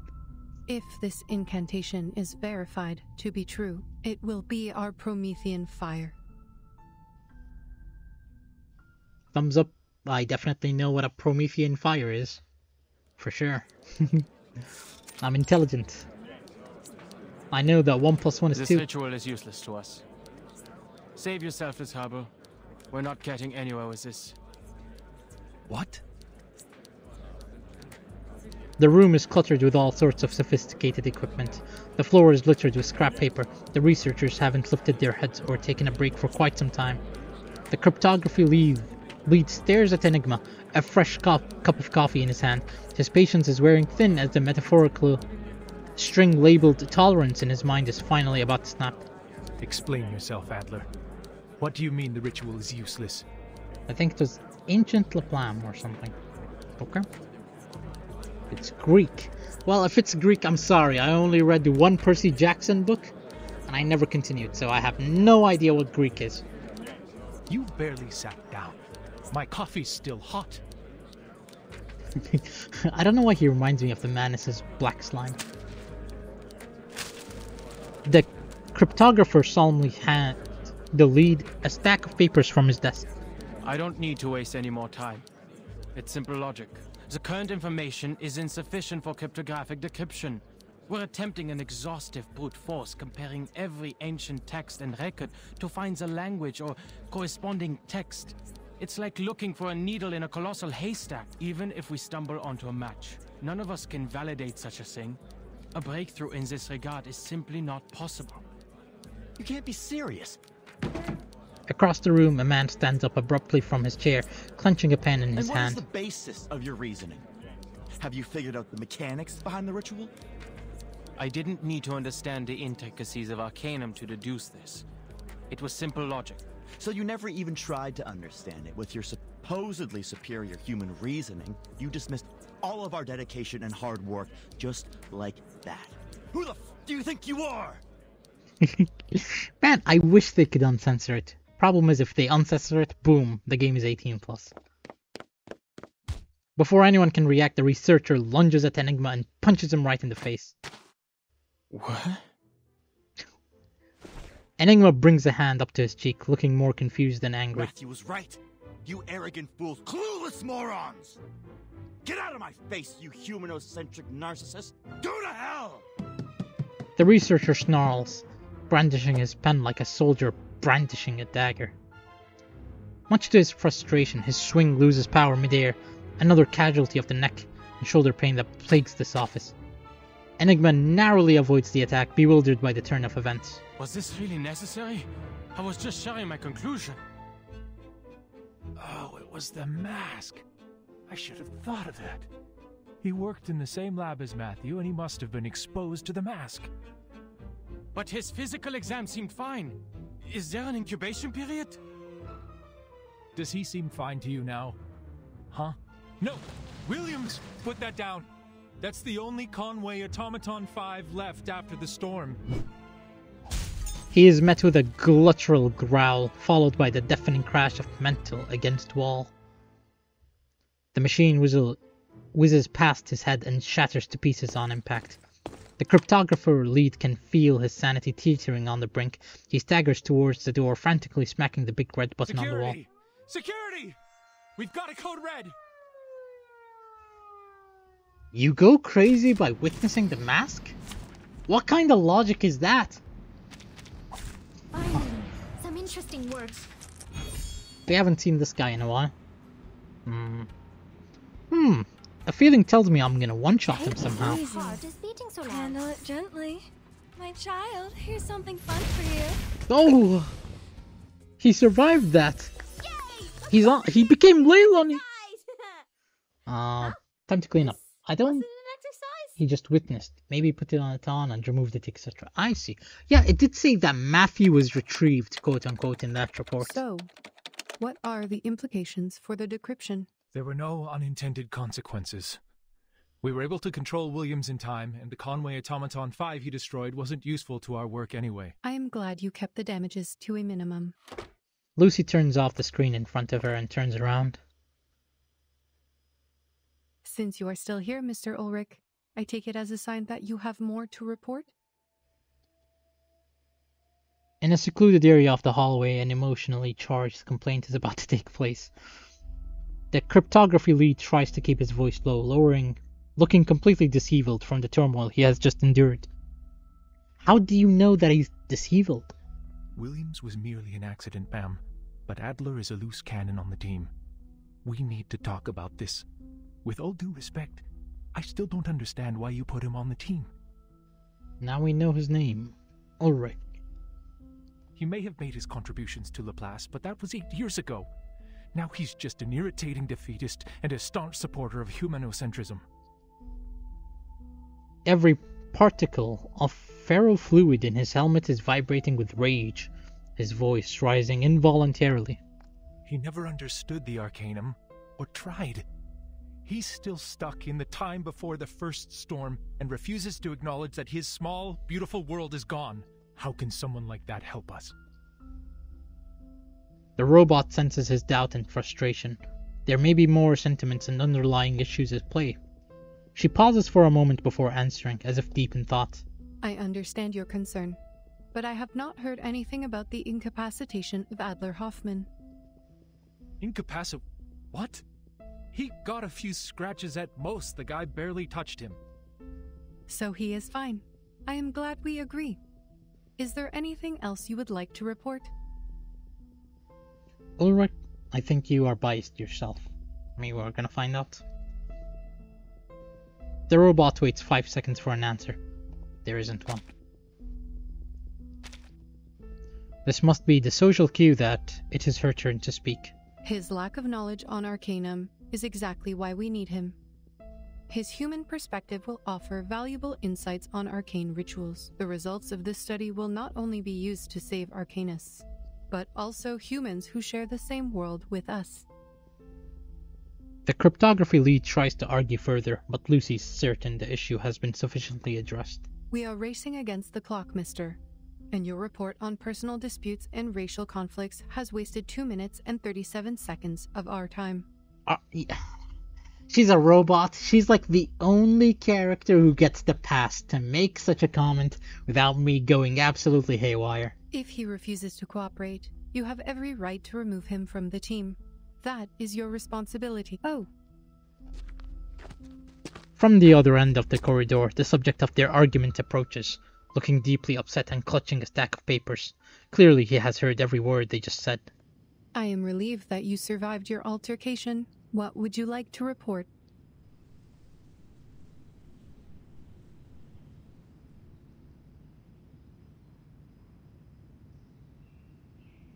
Their eyes meet. What eyes? Making both of them squirm uncomfortably. This is undoubtedly one of the most awkward moments in both of their careers. So how's the weather? After a prolonged silence, Ulrich steps back and walks away. Without even looking back at him, Enigma begins his report in a low voice. I'm fed up with wasting time, ma'am. The setback with the mask has already driven too many people insane. That's why you should take a look at this. Stormy. Yeah, I think the weather is stormy. I mean, I only entered my car and it was 47 degrees today.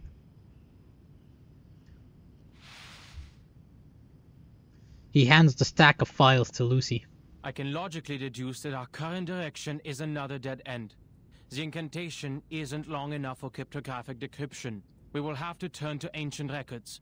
Perhaps we'll find something in age-old manuscripts, in tablet inscriptions, or in the memories of powerful arcanists. But even if we find it, we can't validate it because none of us can cast the skill. The robot remains silent during his pessimistic remarks, flipping through each page of the file. Low-ranking arcanists can't cast high-ranking skills, even if they know the exact pronunciation and meaning of the incantation. I know the moon, and this is an alien city. Gnosis is beyond reason like that and cannot be debated. It stems from raw intuition rather than logic and intellect, is shaped by personal experience and natural abilities, and cannot be intentionally replicated. And the most determining factor, it relies on the arcanist's purity of blood. The miracle ritual you hold such hopes for belongs to the leader of Manus Vindictae, a pure-blooded arcanist whose power is beyond our imagination. It's like asking a toddler to solve Goldbach's conjecture. It's completely beyond the boundaries of our limits. But you are not an arcanist. Why should you play by their rules? The man is taken aback by her question, It's something he's never considered before. You are right. Arcanists differ due to the purity of blood. Researcher Medicine Pocket has already reported the linear correlation between the bloodline of an Arcanist and their abilities, and has drawn a conclusion 10 times more extreme. Then you should listen. That's their area of expertise. Her neck moves subtly, almost like shaking her head. We know that our cryptographers do not have the power to validate the ritual, and we do not expect you to do that. All I ask of you is to come up with a feasible plan and to do it as a team. Enigma turns away, repulsed at the mention of a team. Lucy finishes reading the report and hands it back to him. Your deduction is logical, but not practical or actionable, so I should return this to you. What? His eyes. The glow in her eye slit is strangely reassuring, almost like a smile. She looks out of the window. Your logic is impressive, Adler, but do not let it limit your thinking.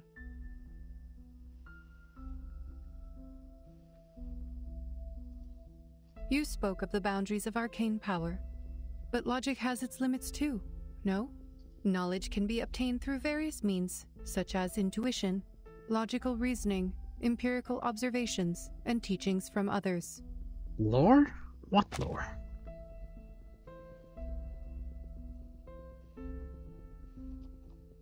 I mean, I'm getting more on the Arcanists. You spoke of boundaries of power, logic has some stuff. Knowledge can be obtained through various means, such as intuition, logical reasoning, empirical observation, and teachings from others. Okay, so far this looks normal. Your team is not the only one cracking the ritual through their own means. If you fail, we will turn to the others, and if that approach is wrong, we will try another. If no solution is found before the storm, we will simply wait for the next one. Look, you are 5 minutes too late on reading my message. Doesn't matter now. Unfortunate. What matters is we keep moving forward, no matter the cost. We must keep to the path, or we will be swept away like dust in the rain. So I'm looking at the stream. I think there's like, I would argue a 10 to 15 second delay. For once, the researcher does not argue. He whispers as if talking to himself. If one team fails, you can still turn to the others. Warum denn? Warum musste es Kreta sein?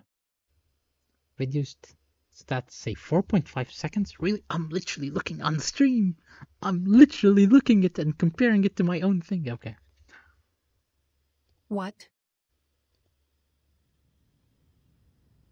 Forget it. Just a bitter, irrational thought. This marks the end of my efforts. Hopefully, the others will bring you the needed breakthroughs. The man walks away in anger. But after only a few steps, a question comes to mind. You've been waiting here for a while. Are you expecting someone? You aren't the type to waste time listening to us whine. So there must be something here worthy of your attention. Is someone close to a breakthrough? Nothing of the sort. I am recharging. We have a public power outlet here. She moves her joints as if standing for so long has stiffened her body. But I am indeed waiting. The doves of the Whitestone House are here. The who? The sound of flapping wings fill the air. The researcher is astonished as the creature with a texture similar to plaster perches on her metal fingers. Good. Someone closer to the limit has given us aid. Interesting. Limit. Whatever that means. Storm immunity decryption progress. Investigator Marcus, originally from Romania and conversant in several languages including German and English, has determined that the pronunciation of the spell does not belong to any language he knows, and has therefore provided the spell as a phonetic transcription. Whatever this is. It's not English, not German, not French, not Romanian, not Spanish, not Chinese, not Russian, not Polish. Suggestion from Adler. A tuna psycho. I'll smack him later. All incorrect. Missing critical information. Rare language, question mark. Dead language, question mark. My theory, White House is the leader of overall foundation. Could be, but like, when we saw the president or the leader of the foundation, Constantine was shocked. She even got a little submissive, you could argue. And he spoke in like whispers. You know, we couldn't understand anything he said. It leads me to believe he's the villain, low key, because that's villain behavior.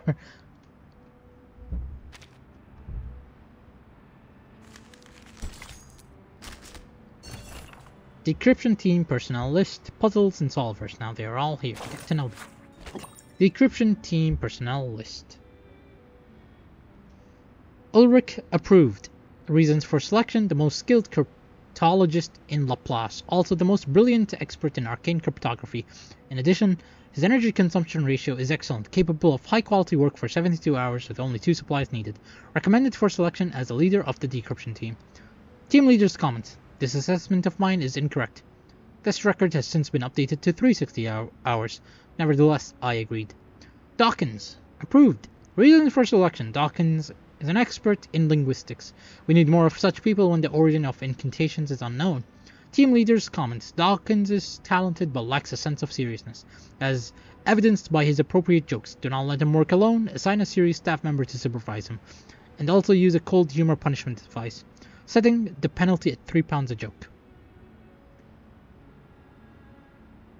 Another one. Ulrich is awakened. Like Lucy, Apple, Miss Radio, A Night, etc. How do I remove this thing? I've pinned this message, click to reply. No, whatever this icon isn't letting me do anything. Hold on, let me see if I can open stream itself, and it's doing nothing. Amazing. Well, I'll ignore it. I still don't understand what an awakened is. Is it like just an inanimate object given life? Like you intentionally give that thing life? Anyways. Richard approved. Reasons for selection: Richard is an excellent theoretical mathematician and is able to provide us with advice from a mathematical perspective. Team leader's comments: Richard is only cautious when solving math problems, but averages 3 collisions with table corners per day. He also needs a supervisor to prevent such accidents during experiments. Matthew approved.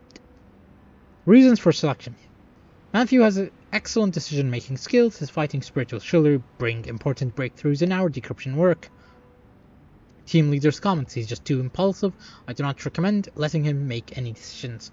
Otherwise, an explosion in the lab will be the least of our worries. Williams approved. Reasons for selections: Williams has a meticulous thought process. He excels at finding loopholes that others cannot. Perhaps he can assist Matthew and prevent him from making any egregious mistakes. Team leader's comments: Williams is what we call an introvert. His penchant for discovery doesn't mean he'll be good at communicating his findings. He should be left alone to deal with verification. Check chat. Now reported, you click the user and go to report. Awakened, they explained it in the live stream. They are personality that tether on a physical object. Think a soul with an inorganic body. Yeah, I casually understand the soul. My bad. But why on a live stream? Couldn't they have explained it in game? Full Metal Alchemist. Al. Yeah, I made the assumption, but it is what it is. Maybe they will. Hopefully. I mean, I just like that certain details happen only on cutscenes or streams that are not in-game, you know? Decryption... Oh, wait. We're still here. Victor, approved. Reasons for selection: Victor has a leapfrogging thinking pattern and can keep research from getting stuck. Team leader's comments: Victor is good, sure. It's just that his ideas are sometimes incomprehensible. Do not let him team up with Dawkins. He will surely end up playing 3 rounds of Dawkins to tell a joke. I can assure you putting a weirdo and a dark human fanatic together will cause us a problem. Adler, pending. Reasons for selection: Adler's recommendation is not only because he is an excellent cryptologist, but also because this decryption is not just a task for arcanists. We need opinions from humans as well. Team leaders' comments. I have my reservations. It's not that the team doesn't need humans, but it shouldn't be a silent enigma who hasn't been seen in public for 8 years. 8 public? What? Okay. My man Enigma went all out with this hiding. Where's the second trial? I do not want to talk with the old lady. I guess I have no choice. Well, there is also character encyclopedia in the game. Yeah, I did see it. Oh. Be ever so careful, dear. The fiery thirst for knowledge is blazing bright within you. Be careful not to put it out. Once, many fire thieves sat here, sipping coffee, as they tried to decipher the best angle to hold up their reeds, to jam the burning wheel of Helios and steal his flame. The gods are selfish. They're stingy with their might. Shouldn't gods be more generous? Some receive it first come, first served. True. I'm sure the early customers of the bakery share the same philosophy. The line must be respected, however hungry the latecomers may be. There are many fire thieves in the field of science, many more than in the bread buyers in the bakery. Take a look at these geeks in uniforms made of aerospace materials. Among them are arcanists in love with science who spend most of their time studying diodes and machines, and humans who are passionate about the future, always finding new inspirations. Elements, lightning, atoms. Perhaps you've forgotten their counterparts in Arcanum, but you must be familiar with them as scientific discoveries. These discoveries are the milestones of progress, sweetheart. The fire thieves firmly believed that they would be able to bring about many more technical revolutions. The 4th, the 5th, the 65,535th. Not yet, darling. We've only finished the prologue. However, there is a but waiting down the road. A sudden rain dampened people's enthusiasm for the future. The floppy disks and many clever minds perished in it. The storm! Some of the fire thieves grieved the loss. They screamed and swore to retrieve what was lost. What about the rest of them? They returned to primitive chaos, like coelacanths crawling back into the ocean after thousands of years of evolution. Once again, they became the protégés of Arcanum. Perhaps they made the right choice by leaving that useless science behind. Who knows? The story of the fire thieves has only gone this far, darling. At this point, no one knows what will happen to Prometheus or what's inside Pandora's box. Okay. Equipment failure repair record. A nifty little fellow, a crystallization of tangible wisdom. Press the button. Listen, man, my voice is tired from the FGO video, and you're telling me I need to read this? Equipment failure repair record. Conway Automaton 5, also known as Life Game 5. It is the most popular mind expansion tool in Laplace, capable of simulating cell life and death calculations within a maximum of 2 to the power of 16 pixels, with predefined rules and supporting modular assembly and custom interfaces, among other features. It has been proven to maintain the mental agility of researchers and can simulate most current popular games. Almost all Conway automatons were lost in the storm, or scrapped to make room for important instruments.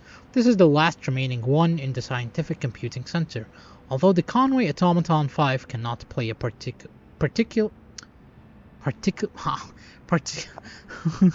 practical role in password decryption. To ensure the enthusiasm of the decryption team's work, an urgent repair request is hereby made. If the repairs cannot be completed in a short period of time, it is hoped that a substitute can be allowed during the repair period, such as the latest handheld console, the Game Dude Color. Nintendo? They're sending that cease and desist. They are ready.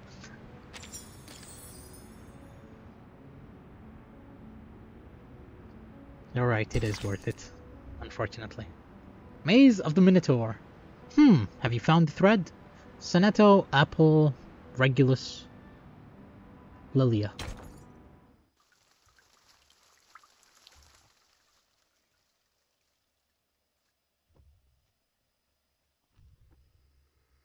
Any news from Zeno?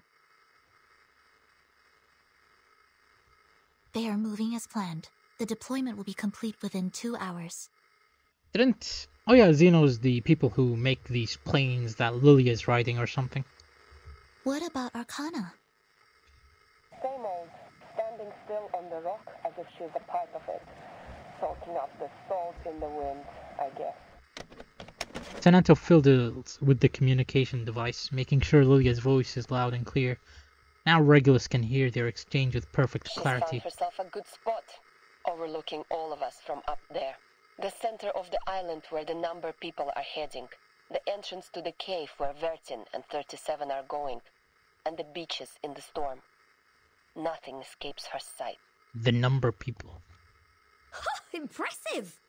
Maybe she's planning her escape. Yeah, Army branch of Foundation, though separate entity technically. Like Laplace is their research center and... okay, got it. Is she also going to swim? Huh. It seems like we're in for a swimming competition. Speaking of which, it would be nice if those tortoise slowpokes could swim a little faster. She hangs up and resumes surveillance of her target. The next 2 hours are critical. The islanders are busy with the cleansing ceremony, while the outsiders are preparing for their departure. Look, Sonetto, I understand your plan now. But I still can't shake off a bad feeling about all this. Don't worry, Regulus. We have gone over this many times. The margin of error should be below 0.00025%. I'm confident that it will work. I know. Spare me with the numbers. I know I can rely on you. She waves her hand quickly as if swatting away the numbers like flies. I'm still worried about Vertin. Will she make it back in 2 hours? If she doesn't come back in time, who's going to take charge and guide us? We'll have to steer our own course, won't we? Yes. Giga chat, Sonetto nods. Laplace is gathering every piece of information they can find on the storm. The discovery of the asymmetrical nuclide R was already a remarkable breakthrough. It would help the immunity research a lot if the Timekeeper could find something useful in that cave. The pirate is not satisfied with the answer. Evidently, she has a strong opinion on the matter. I don't think she's going to have a lovely time there, judging by what happened to me last time. Having spent the longest time there, she's undoubtedly the most qualified to comment on the subject. Is it just me, or do you also find this a bit fishy? The dangers aside, using an answer as a reward? What? Is this deity some sort of answering machine? In fact, Apeiron is a philosophical concept introduced by the ancient Greek philosopher Anaximander, which means the origin of everything. It's an 8-ball. Oh man. It is the physical manifestation of the boundless, the indeterminate, and the infinite. Everything arises from it and returns to it. But it appears to serve a more practical purpose for the believers on this island.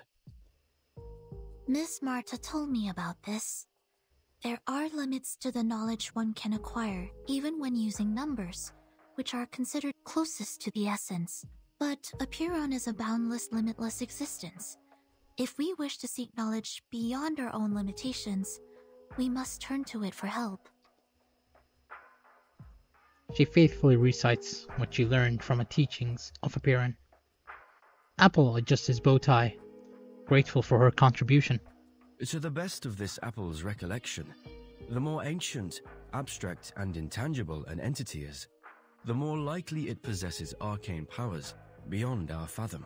By communing with the supreme existences through sympathetic magic, worshippers could gain the guidance of their transcendental gnosis. They would, of course, exact a price from the worshippers as well. Price?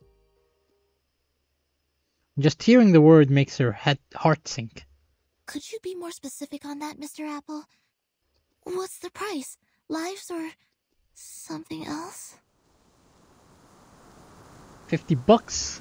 Oh no, I'll go broke if I lose my $50. Jump over here! We're casually doing a parkour course, I see. Very good. Now you are on number 1, and you should jump to 7. This is a 4x4 magic square.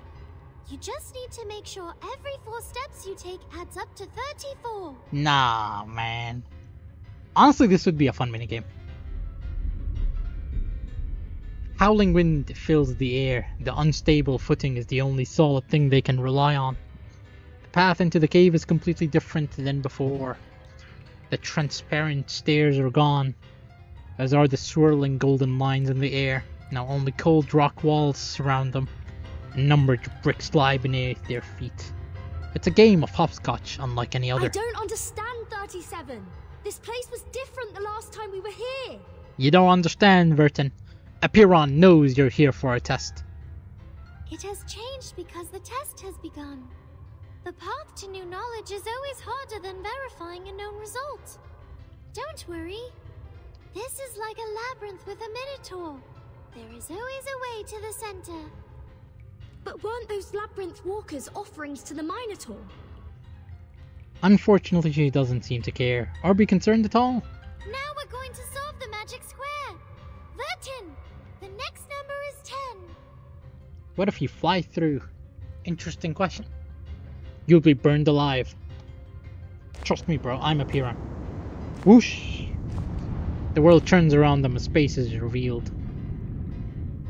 As the magic square is solved, the maze shifts once more. No! It turned into a magic circle. We have to calculate again. This one's easy. The sum of the numbers on each circle should be equal to the sum of the numbers on its diameter plus the number in the middle. We're just going from a square to a circle. It's not that difficult. Yep, I agree. You are now on 32. We need to find 17 or 21. Completely absorbed in solving the puzzle, she doesn't notice what's coming up behind her. A geometric figure with the number 21 hurtles towards her. For a moment she thought she heard it chuckle. Careful, 37. The numbers are coming to life. We need to put them back in place. So we're just gonna fight the numbers? And we're fighting the numbers. God damn it.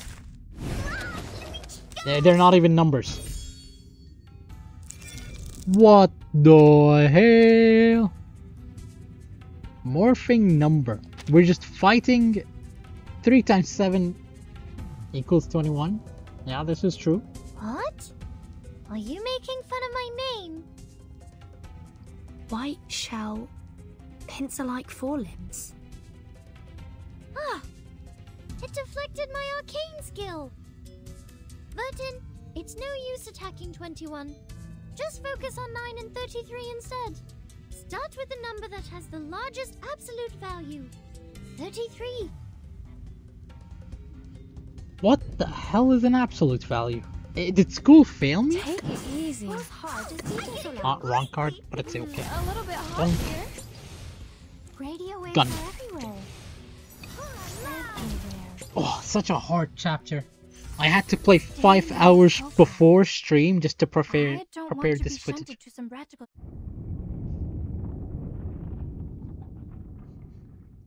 You could say it was like a breeze, man. The ground ceases to shake and everything comes to a standstill once again. The numbers have returned to their original positions and a door has appeared. I think it's just the whole number. Oh. Absolute value of 1 is 1? I see. 37 breezes past them with a cheerful smile, making a beeline for the exit. Like I said, it's not that big of a deal. She stops. Before the gate stands a familiar figure. 77. I thought the next question would be the fourth circle, the monster group. Or Hilbert's Infinite Grand Hotel. I never thought it would be 6. Ah, never mind. Hello, 6. Are you the real thing? Howdy. Yes, I'm the real 6. I wouldn't be so sure. When it comes to the essence, we are all shadows cast on a wall by a flickering fire.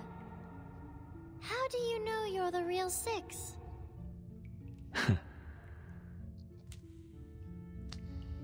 That was too much to take in. Even 36 can't help but step back. Did you just smile? Now I very much doubt that you're real. I didn't. And I am the true 6. This gate has always been guarded by a 6. The leader reverts back to a blank expression. 37 doesn't seem too thrilled to see her friend here.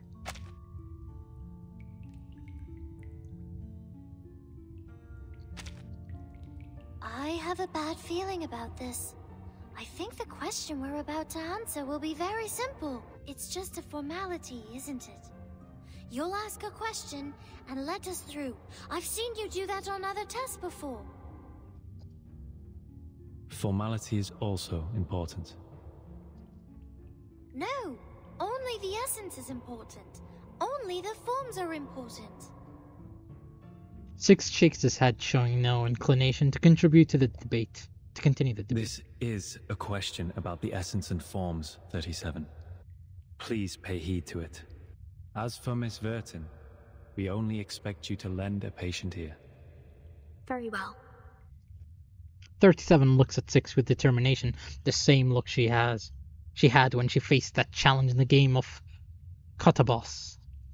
She's confident that she can solve any problem that comes her way. 37. If your pursuit of truth were to lead to the destruction of your faith and beliefs, would you still keep going? What? She exclaims involuntarily. What kind of question is that?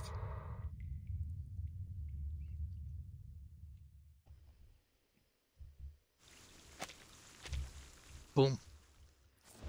My speedrunner instincts. Oracles at Delphi. Insight 2 level 50. So I have to play it on normal mode if I want to get any of these rewards.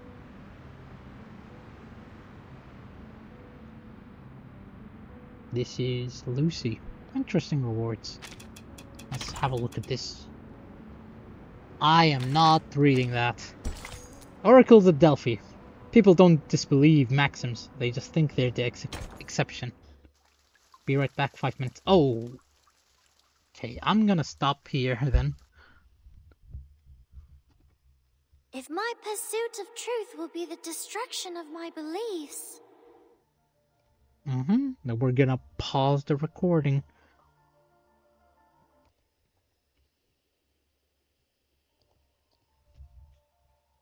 She shakes her head repeatedly, looking more perplexed than when she checked the Manus followers' math homework. I came for the truth, and my faith is the truth. Why would the truth be destroyed by the truth? If it's because I did the calculation wrong, I'll go back and do it again. And next time, I will do better. An answer without hesitation, causing the gatekeeper to pause for an extra moment of silence. What if the essence of truth is there is no truth? Oh yeah, she was lecturing some Manus follower in chapter 5. Yeah, I remember that. They were trying to escape from her. What if the essence of truth is there is no truth? Isn't that also a form of the truth? Its non-existence is an answer in itself, is it not? Valid question. You're speaking like 210. Are you really 6? 37 has clearly run out of patience with this sophistry. She stares at 6 in annoyance, trying to detect any sign on his face that he might be playing a joke on her. I should be more specific. You may see it as another allegory. A gate stands before you. Open it, and you will find the truth you seek. But at the same time, the world as you know it will crumble. Will you still open it? 37 blinks. This time her answer is even more clear and resolute. Yes. If my world changes because the truth is revealed, doesn't that mean my previous understanding was wrong and should be corrected? If what's behind the gate is really the truth, why would I give up the truth for falsehood? I see. You've passed. As a reward, I will bestow upon you this sacred ritual. It will bridge the gap between you and the Supreme Existence during communion. A glided scroll is presented to her, but the winner only furrows her brows even harder. Was that it? You didn't even ask a question that posed a real challenge. See, Vertin? I knew this was just a formality. Vertin? No, 37. I think this question... 37. Yielded, I think.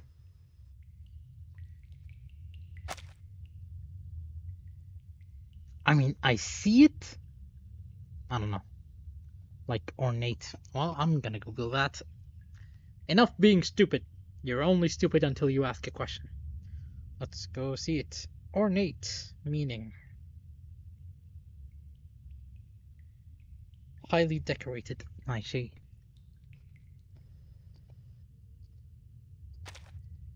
Six interjects. There are some words I'd like to share with you. Not as Six, but myself, who used to live under the name Atticus. That's his name. We know the story of Socrates' life, how truth and politics are at odds with each other. Either be wise, uninvolved, and look on, or be practical, involved, and suffer. I hope you will remember your answer when the defining moment comes for you. He leaves. The game has been a disappointment. 37 frowns in frustration, but she keeps a tight grip on the scroll. The gate in the center of the circle has swung open, but the path ahead is still shrouded in mist. We should go, Vertin. There's a long way ahead. I hope the next question will be more fun.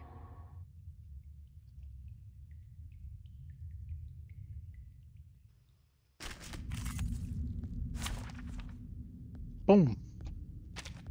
Anyone offer your seat to the senior? No numbers. Yes! 73! There they are. Good number. It's the 8th twin prime, the 8th lucky prime, and the same combination as 37. But sadly, you're the 21st prime number, which makes you less than perfect. Vertin, let's start with... Number 1. With 73. Because it has Never the mind. largest absolute value. Nice choice, Vertin. You are a quick learner.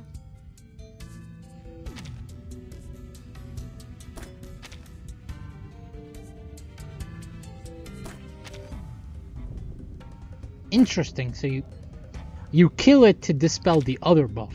Interesting. Interesting. Take it easy. Handle it gently. I hear something. My child, here's Bonk. something fun for you. It lived. A little bit hot. Never mind. Eternity's Giga Chat like that. Radio waves are Bonk. everywhere. Everywhere. Hey, I'm the support staff. It did this much damage on Breeze difficulty. Can you imagine what normal or hard mode is? Ain't no way. Right. Man.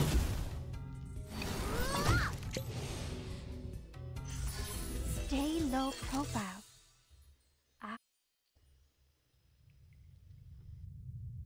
Nothing I haven't expected so far.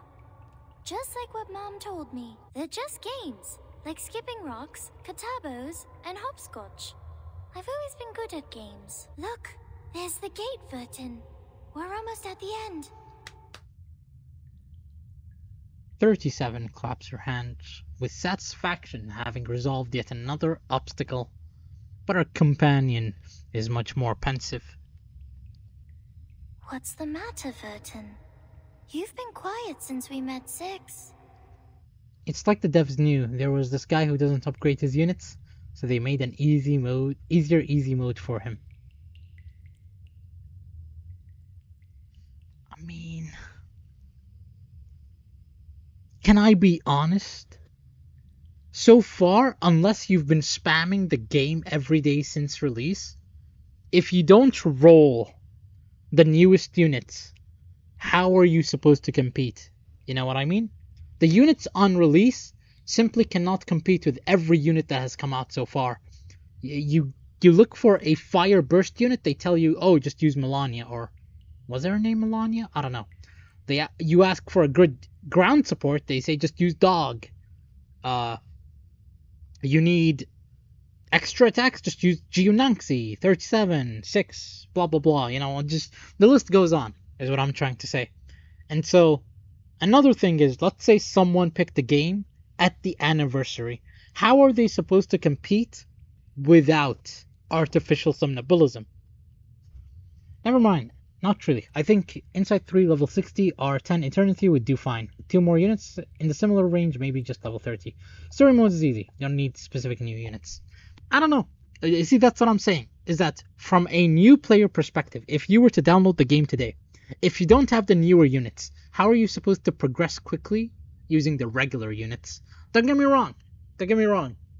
I personally think reverse is too easy, only because I proved you can speedrun it, you know?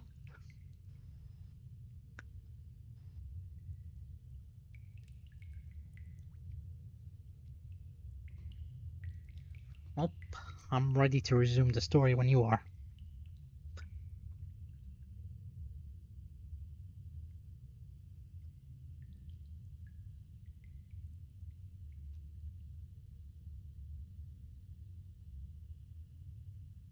Okay. But you're number 0, not 6. You have no common factor with him. No. I'm only thinking, what's the question you're going to ask?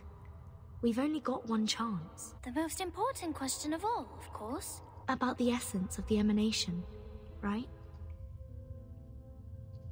It was not a hard guess. The islanders devote their lives to study and service of the essence. Nothing is more important than this question. The essence reveals the ultimate truth that underlies all existence. Everything else is just fragments of the phenomenal world. It might not directly solve the issue of the storm immunity, but knowing its nature will certainly help with that aspect. And it's the key to solving not just one problem, but many others. Well, the essence of it is important. But one day, we will eventually come to understand it. Even if we leave it alone for now, it will still be there.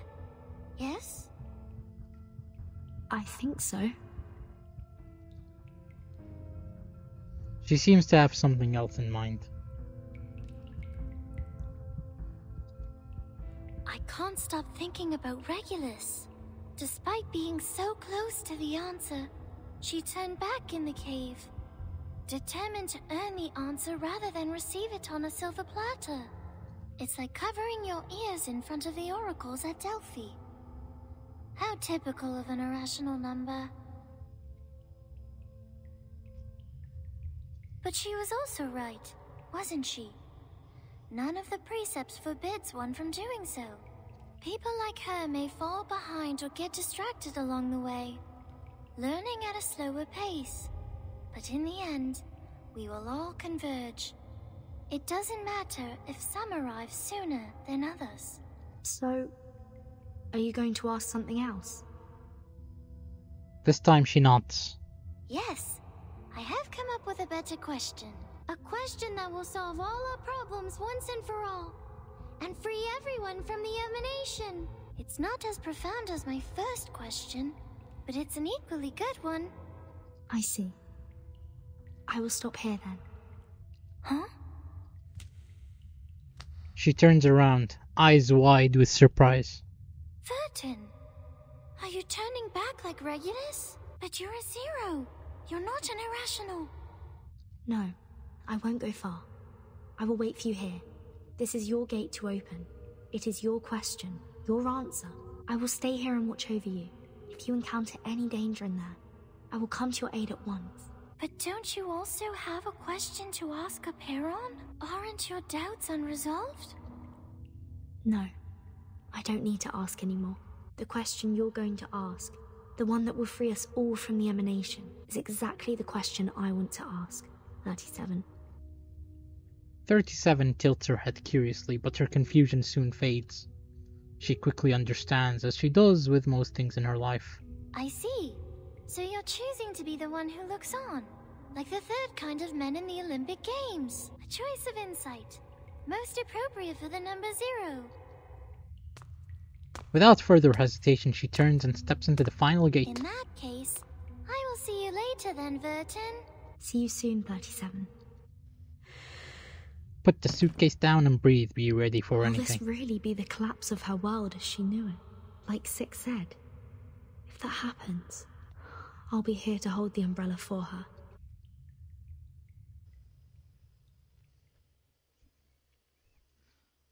She gets converted into a human. Nay, worse, a Republican. Damn, a lot of cutscenes this chapter. No, I don't see any trial. Outside the limits, unspeakable, indescribable, untouchable, unsurpassable. Let's look at the characters here. All of them are wearing robes.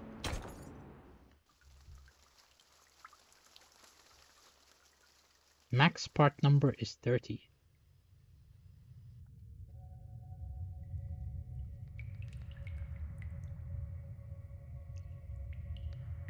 Part number? I'm confused. What does part number mean? You are on part 9. Oh, my bad, my bad. Let me check. How long have I been streaming for? 2 hours, 41 minutes. But we've been playing for 2 hours, 32 minutes. Damn. You call them chapters, but chapters are different. I know, but...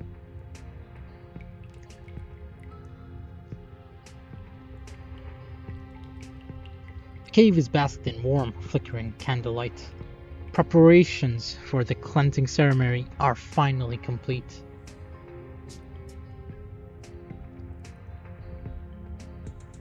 The integers are waiting for their leader to return.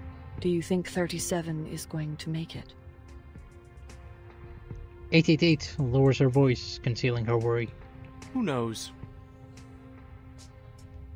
Leaning against the cavern wall, 210 absent-mindedly adjusts the grapevine on his hair out of boredom. 6 should be the easiest one to pass. The math puzzles in the labyrinth shouldn't be a problem for our little star either. The only tricky question is from Aperon, and no one knows what it will be. It is a fair game. Answer Aperon's question and it will answer yours. But if you give the wrong answer, oops. He pinches a grape between his fingers and crushes it, its juice splattering onto his hand. It'll hardly be a graceful end. You are gross. 888 shakes her head, not even bothering to hide her disgust. We know little about the test.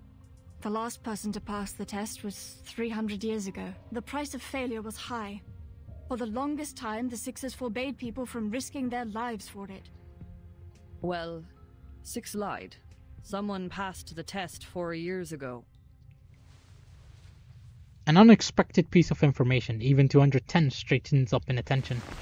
The Banshee gazes into the distance, watching the shadows cast by candles dance on walls. The two of them are so much alike. Their talents, their mindsets, even their first thoughts when facing an impossible challenge. It is an irresistible temptation indeed, with a path to all truths right in front of you. Just within reach. Who wouldn't want to give it a try? No way, Atticus made that pass before. I mean, it could be... Never mind. It's probably not 77. Amid the swirling lights and shadows, the trial is reaching its conclusion. She has reached the heart of the maze, the lair of Minotaur, where the final challenge awaits. Through the mist, a form gradually takes shape. First it appears to be a scholar, then a soldier, but it continues to transform into a king, a farmer, a child, an elder. Finally, it stops and solidifies into a young woman with a sharp and chilling smile. Mama? How are you here? Imagine if you just wasted your question just like that. A soft chuckle slips out from the shadow. No, I'm not who you think I am, child. I'm but a shadow, a flicker of fire, a projection before you. The finite cannot comprehend the infinite. Your limited senses cannot imagine what you've never seen, nor fathom what you've never heard. I am the answer to your desperate prayers. I am the blindfold before you see daylight. I'm the reflection of your confused, hollow faces in the water. I am the lingering echo of the last visitor. Hold on. Lingering echo? Is this an Arknights reference? But you look just like Mama. Hold on. I need to take a picture of this.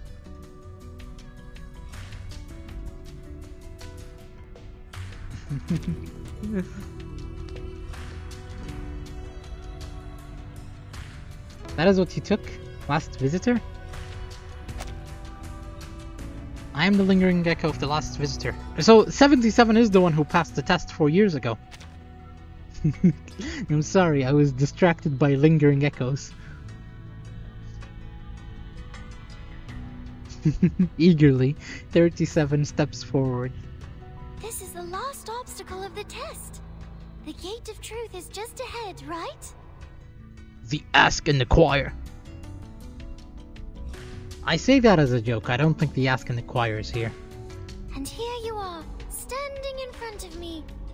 Does that mean that you finally reached the transcendental realm? So my conjecture was right, and our model did not fail, correct? Stop asking questions. It could be your actual question that you're supposed to ask Piron. The transcendental realm? Damn, that is a hollow expression. The woman's laugh is strange and unsettling. You speak adorable nonsense, my dear daughter. Did you really believe what I said? You silly little goose. 37 stops in her tracks and lifts her head in disbelief. She locks eyes with those aquamarine orbs that are unmistakably her mother's eyes. Have you not doubted, even for a moment? You did. You wavered when you strolled the shores at night, when you inevitably gazed at the geometric bodies. If they really are manifestations of the transcendental world, why can't I find Mama's number in the broken pieces? You thought. Why can't I hear her voice? Why can't I see their patterns? The darkness blinds me. I miss you, Mama. Even the way her lips move. Eesh. Oh, my poor, sweet daughter. You are too young and naive, too attached to what is familiar and too trusting of your teachings. You should have continued doubting instead of following my outdated footsteps. Was the conjecture wrong? Was the model correct? It does not matter, child. The rules of the game have changed. The Chaos Makers, the Fearmongers, and the Rule Shapers, they have already outpaced us. Why is her head shaking like that? We were not wrong. We simply fell behind. We were blinded by the dream of the transcendental realm and could not see through reality. But worry not, my daughter. You have made it here, and that is all that matters. We will do the calculations together. This time, the results will be more accurate than ever. She says Manus and Foundation outpaced them. Yeah, I could piece that. Well, way earlier they claimed they are ahead. Yep, it's in this sentence. We simply fell behind. Mama! But the truth is here. With a gentle smile, the woman tucks her hair behind her ears and reaches out a hand to the girl. Just like 37, she extended the hand to us. This world is an enormous wasteland, 37. Look at the creations in it. The congested, silent herds that scurry to and fro in their meaningless lives.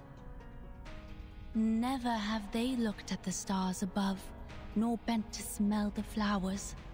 The melodies of the patterns above go unheard by them, their souls unresonant to their wisdom.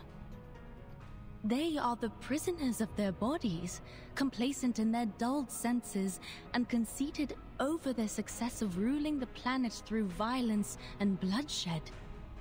Okay, if this is the soul of 77, why is she here? Wasn't she stormed? I don't think this is the real 77. They mocked us, shunned us, and slaughtered us. They discriminated against us throughout the ages, branded us as lunatics, and spat on what we held dear. But we never gave up once. We were never truly defeated. One day, they will be proven wrong, and they will be forced to admit it. I don't think so. I think it's the deity taking form of her mom, or W/E is in here, if it's not a deity. My daughter, my precious little pearl. Come to me, back in your mother's arms. Let us return to a time before disputes and disasters, when it was just you and me wandering the boundless beach. Whatever, I am lazy to type. You being lazy to type led to you writing even more. I will share with you the infinite secrets of this world, the essence of all things, and the truth that transcends everything. That's what you came for, yes? Her eyes are earnest and sincere. 37 slowly climbs the stairs, longing to reach out and grasp her mother's hands. She suddenly looks up confused and asks a question. But Mama, I am 37, not infinity. Why would I want an infinite number of secrets?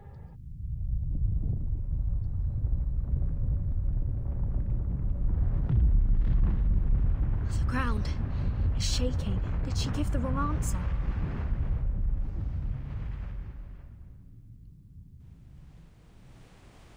The cavern's illusionary landscape shifts again. A fierce wind abruptly rises around her amidst the howling gaze. 37 looks defiantly up into the air, her eyes peering past her mother's silhouette. I don't long for the infinite secrets, for it is not within the scope of my number. I know who I am. I am only 37, a finite number, a pebble in the sand. The tides could wash over me, engulf me, and crush me at any moment. Even so, I am glad to be 37, for I know my limits. I know my boundaries. A concept whose supreme existences cannot even fathom. Her mother's shadow shatters, the shards shimmering and pulsing in the air as if they were alive. The wind picks up, whipping her hair around and forcing her to narrow her eyes against the current. But she stands her ground, refusing to yield. The boundless one, I am here for a simple question. How can we escape the darkness of the phenomenal world and be free from the emanation forever?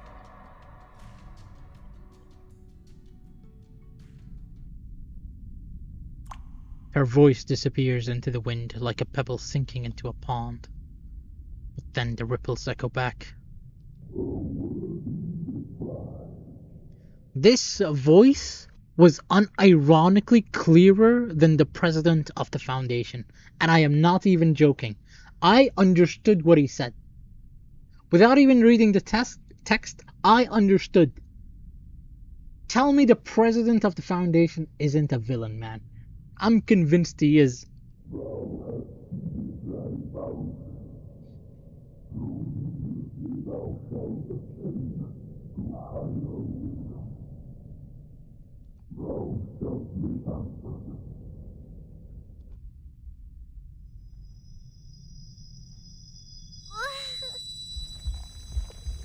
Incomprehensible sounds assault her ears, like ancient echoes rising from the depths of the ocean.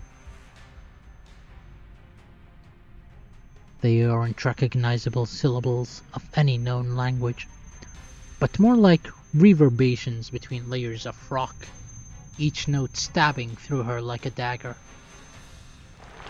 Her breathing becomes labored and blood trickles from her nose. Dizziness churns in her head, causing her vision to blur and double. How? It clearly promised me an answer. Is it because the answer to my question, the transcendental truth, is outside of our limits too?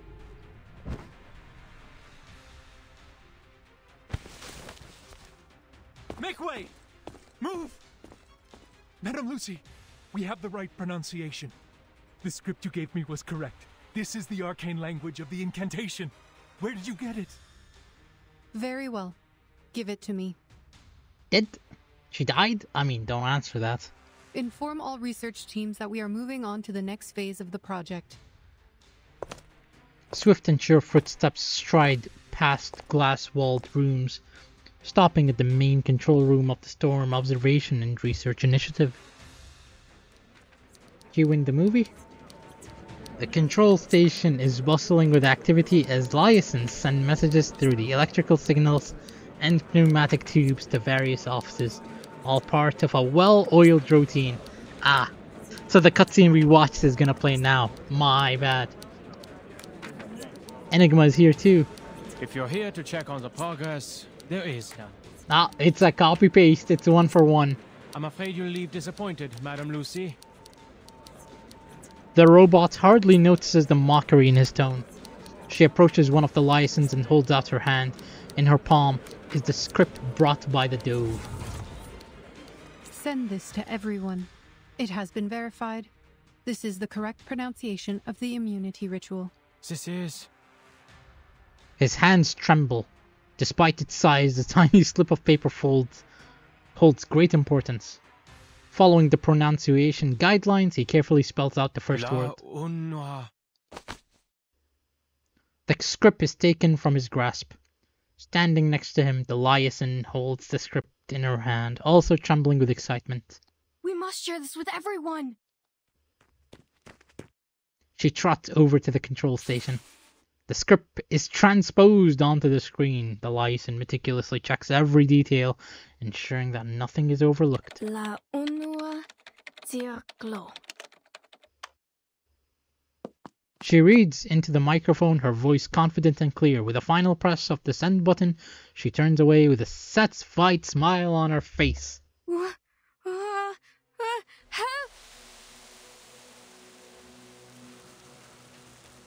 You served well. Without warning, her torso cracks apart, and her entire form crumbles, shattering to the ground in pieces. What was that? You saw someone get stormed! All hell breaks loose. Chairs scrape loudly against the floor, coffee cups clatter on the ground, and people scramble about in a frenzy. The director of Laplace remains still, her eyes fixed on rapidly flashing lights on the screen. Stop the transmission! The ritual is wrong! She pauses. In the face of chaos and turmoil, it falls on someone to step up and take action.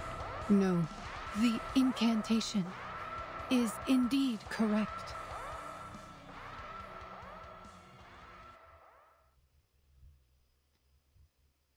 It only works on pure-blooded arcanists, you fools.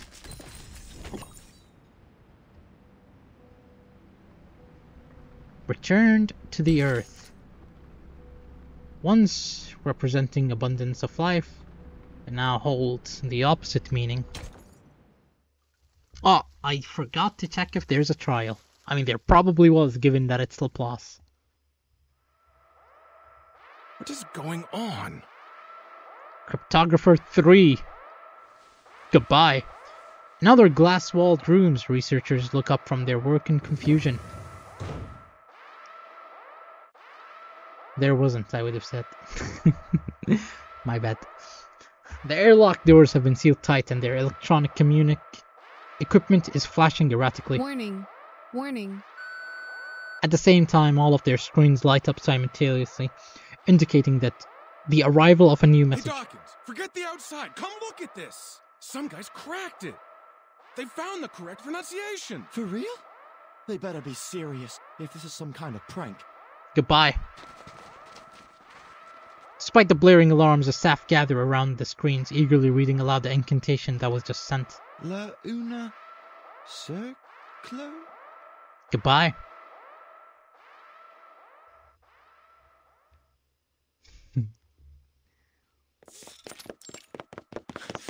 Damn it! Damn it! Shit. He runs down the corridor at full speed, gasping for air. Just as the airlock doors begin to close, he flings himself through. The closest room with glass walls is filled with thick white smoke. He sprints to the door and frantically pounds on it. Ulrich! Dawkins! Victor! Ricard! Listen, if you receive the pronunciation of the incantation, do not recite it, do not write it down, do not pass it on. I know we've had our differences, but you have to trust me. I'm trying to save you. A chilling silence looms on the opposite side of the door. Wait a second. Oh, how did Ulrich make it back to this room? What? Okay. The only noise that can be heard is Lucy's emotionless voice coming through the speakers. Warning. Warning. He didn't, he is assuming. Ah, right. All personnel stay away from their communication terminals. Do not recite any messages on the screen. Repeat, do not recite the incantation. Do not recite the incantation. Do not recite... The door suddenly opens, the smoke pouring out nearly chokes him. Richard? A cryptographer emerges from the thick smoke, his movements stiff and his face expressionless. As he opens his mouth to speak, a small crack forms the corner of his lips and quickly spreads across his entire face, as if he was made of clay. Amazing soundtrack. Duh. Suddenly he collapses, his skin splitting and cracking like parched earth. Richard! Enigma quickly moves to support him, preventing his colleague from breaking into pieces on the hard floor. He checks his vitals. Still alive, only his skin has been affected by mutation. Underneath the cracked exterior, he can still see human flesh and blood. Don't speak. We're going to the Recap Center. No, you go, Dawkins. Lifting a muddy finger, he manages to point toward the room. Slowly, a monumental figure emerges from the hazy entrance. It is a mud golem with thick clumps of mud dripping off its body. The only remaining human element is Dawkins' nameplate, barely clinging to its chest. Was he a pure-blooded arcanist? Dawkins? No, no, no!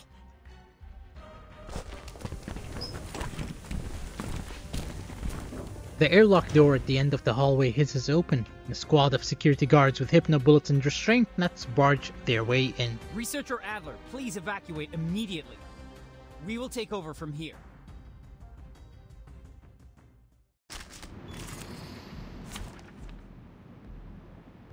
Hey, at least they knew Adler's real name. Enigma. Out for your seat, the senior? Let's see. Are their names? No. Disappointing. Ah, Researcher Dawkins. There we go. They actually did bother naming it the correct name. I don't think this is related to Storm. Storm had oil paints, not earth stuff. True. Bonk, Handle it bonk, gently. I hear some bonk. Take it easy. Try for free. Try for free. Agents have guns. What? It's called common sense.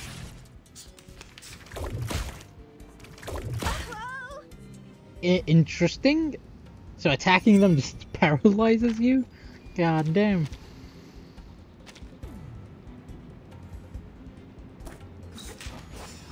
Flick Handle it and gently. kill. A little bit hot. I got pranked. We've done a good job. If you Now, attack with may I have a reality fan towel? damages. I see. So this guy. I thought the worst case would be that the ritual is useless since no one here can wield it. I was wrong. So terribly wrong. The reality is 1,000,000 times worse. We have invited a disaster. It is a curse, even more unpredictable, unstable, and uncontrollable than the mask. You need to use mental, but it doesn't matter. I'm breezy. Sorry. I'm a disgrace to the reverse 1999 community.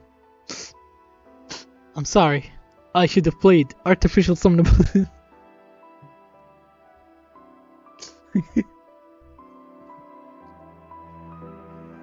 He grips his hair tightly, his voice hoarse as he shouts. Dora crumbled to dust. Richard cracked like dry land, and Dawkins turned into a statue of mud. Dora was the name of the liaison staff. I see. Your membership card is revoked.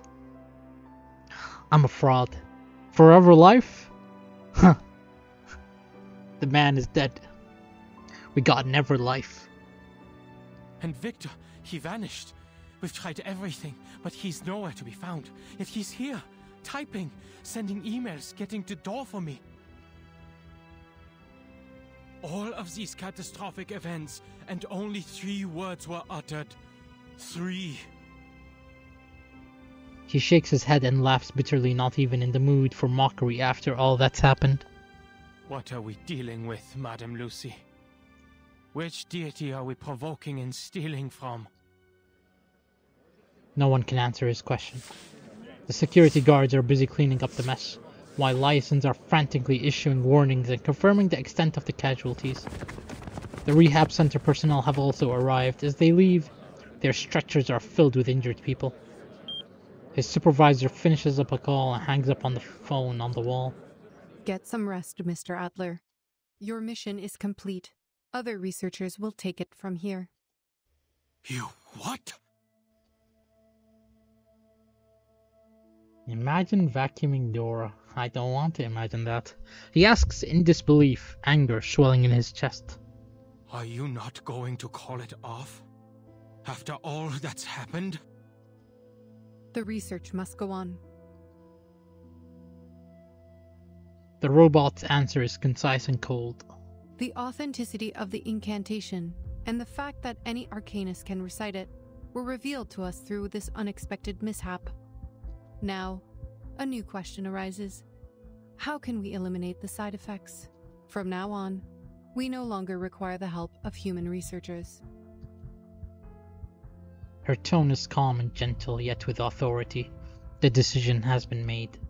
Only Arcanum can lift a curse of Arcanum.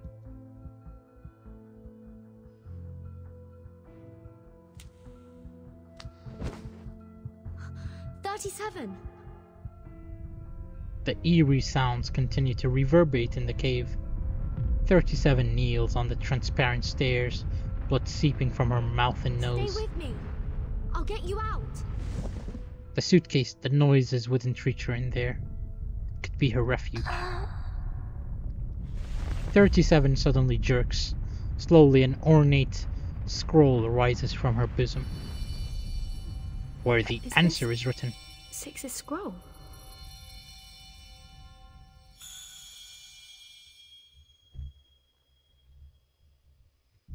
The strange noises begin to fade. In its place is an ancient melody.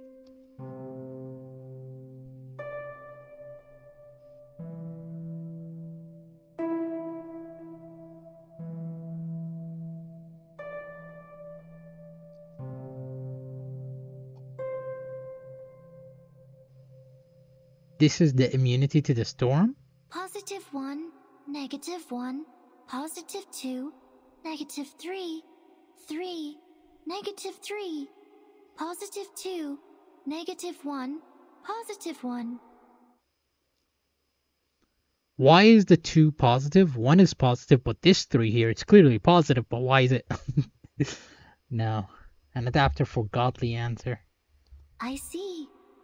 I understand now. What did you say? 37. Are you feeling better now? She nods, having regained her clarity. The numbers, Vertin. 6's scroll reconciled the gap between the supreme existence and me. I can now hear and understand. The answer to my question, the solution to free us from the emanation, the response Apiron promised me, is a string of numbers.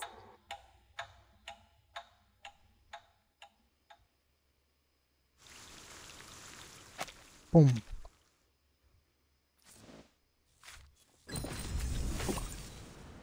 On the Storm Immunity Incantation Consent Form. If you are aware of the responsibilities and risks and still wish to participate in the Storm Immunity Spell Research Project, please read and sign below.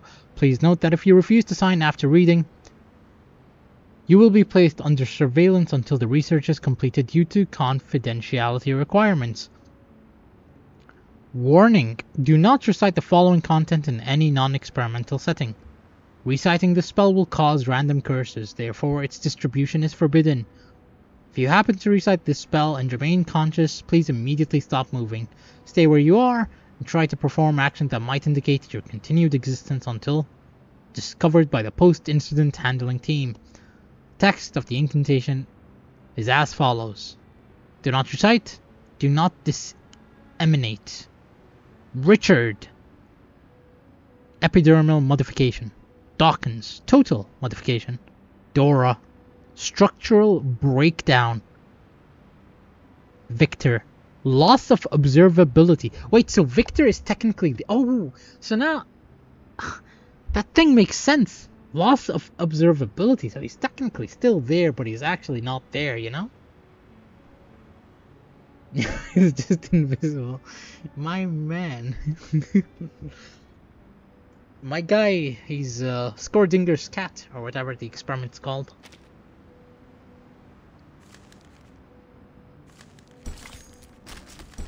Stop! I swear this mouse is starting to get on my nerves. Funeral postponement notice. A notice, some names familiar and strange. Read the notice. Funeral postponement notice.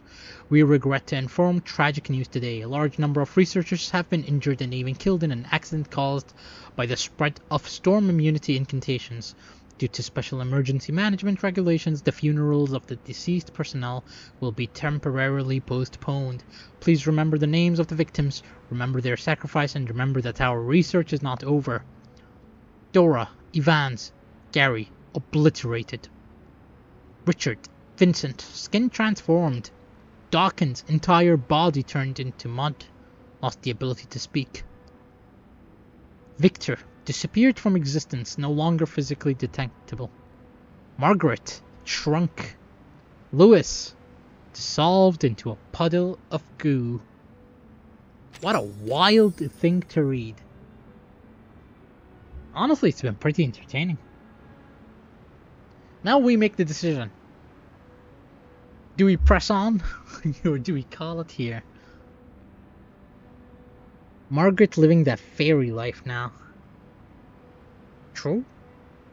Up to you. See, the only reason I mention it is because... Where is it? Where is it? It was up here. I'm not crazy.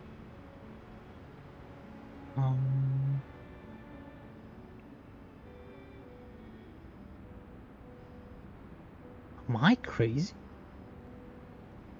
No, hold on. It has to be here. I'm sure it's here.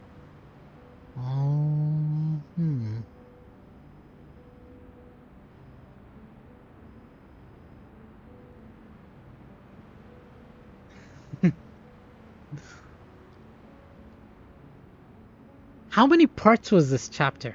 It was an even number. It was either 20 or 30. And I'm leaning on 20. So I was thinking, hey, 30. Okay, so technically 10, 10, 10, maybe? I don't know. I mean, I don't mind brute forcing it since most of it seems to be cutscenes anyways, and we have breezy mode.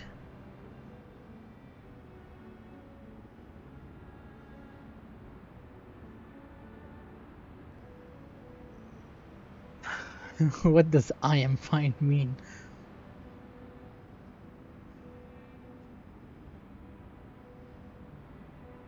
You're fine for next 3 hours? Alright. Let's go then. The rolling boulder, the weight, hanging high above, finally falls.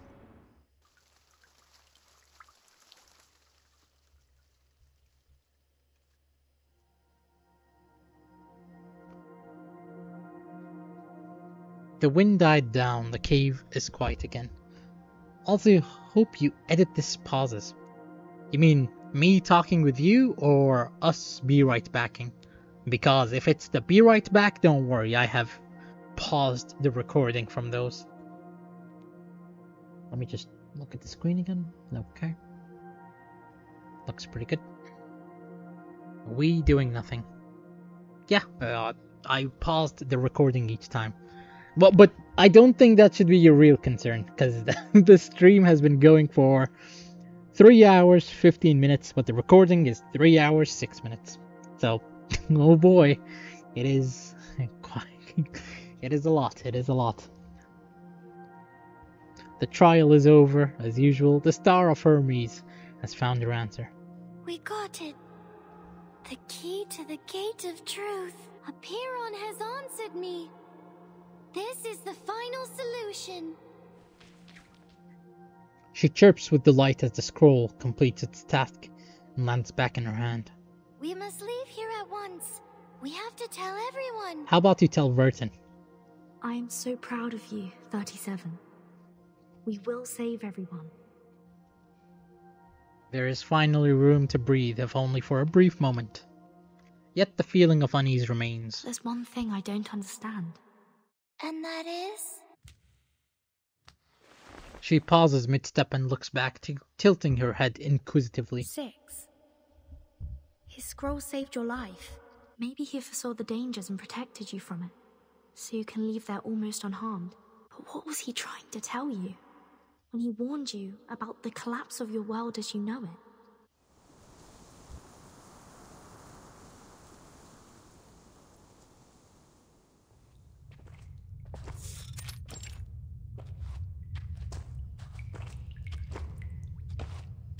Amazing dialogue. 37 chirping is such a good description. The walk to the cleansing site is long. Only the sounds of dripping water and soft footsteps can be heard in the Mind tunnel. your step, everyone.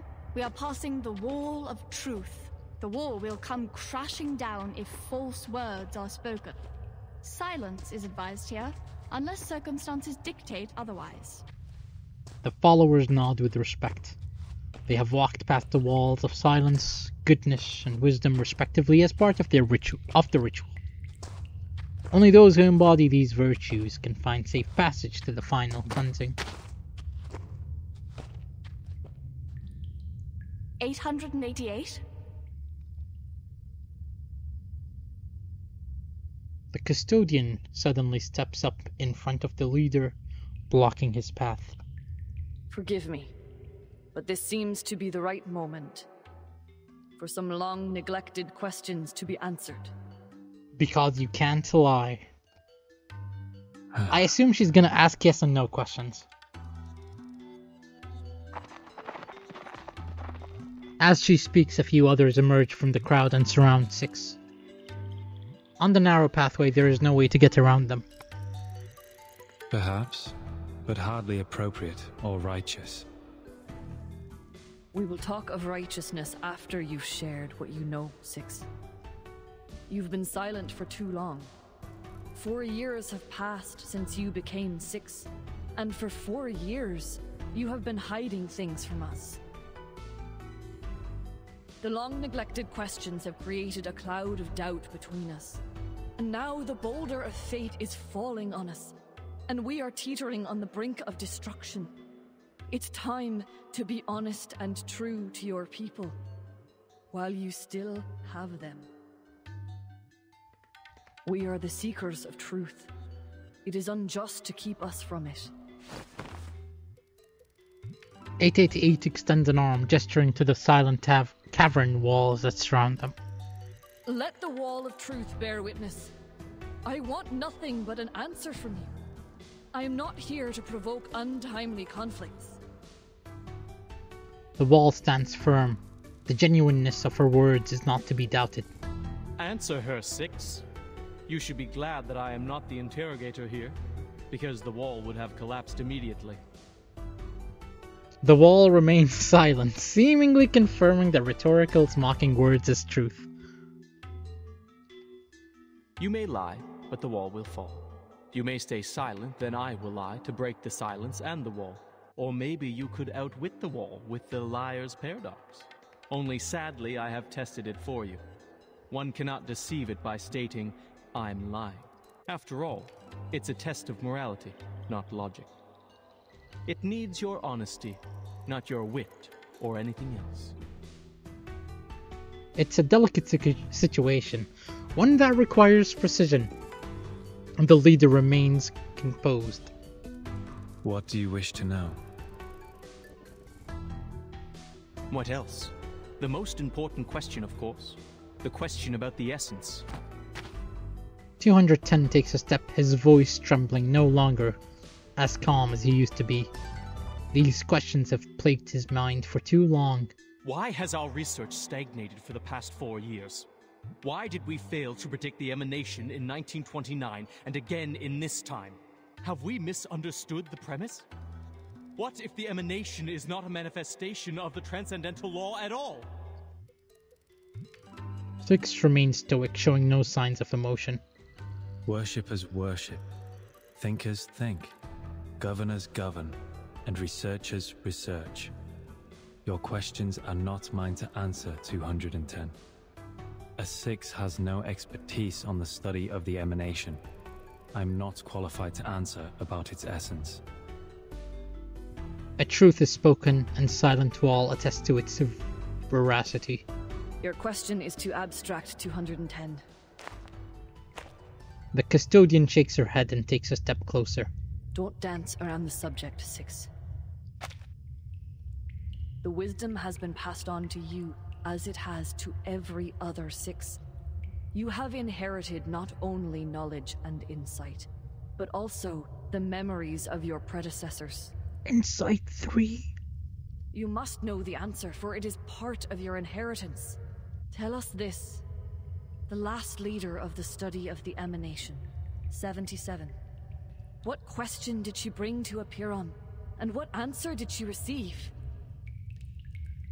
There is no immediate response, confirming that she hit the nail on the head. I watched her walk into the cave and come out unharmed. I watched her, and the previous 6 board the ship in search of answers in the phenomenal world. The ship didn't come back in time. The emanation caught them, and that was only the beginning of our misfortunes. The model failed. Our whereabouts were revealed.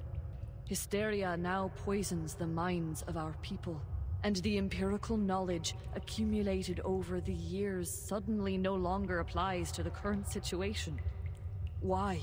What did she find out? Could it be that something's happened to the transcendental law above? Has the truth we believed in changed?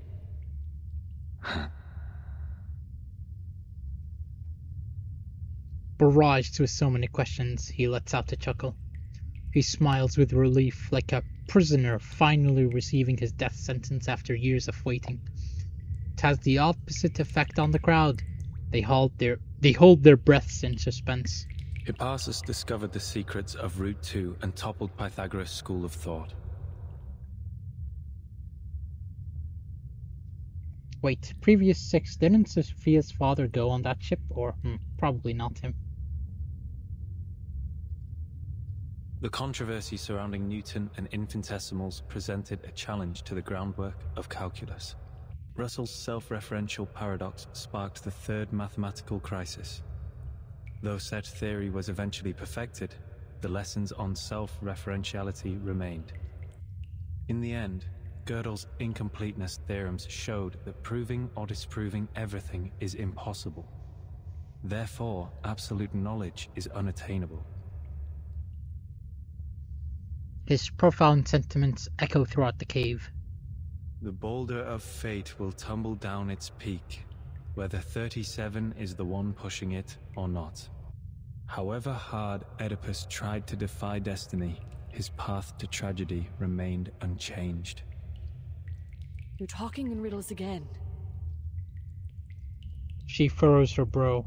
However, Six gives her a small nod of respect. I should thank you for bringing the question here, 888, so I may finally speak the truth. 77 did ask about the essence of the emanation. He stands tall and looks around at the people. They are listening intently. She asked, what happened to the supreme existence? What plunged the world into madness? The answer was disorder and chaos.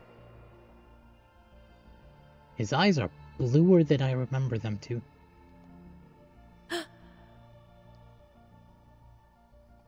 The wall of truth still stands. The trial left behind the ancient sage confirms his words. A deep, ominous rumble comes from the center of the island. The tremors are like the island is being shaken to its core, like a tsunami and a volcanic eruption combined. You blasted!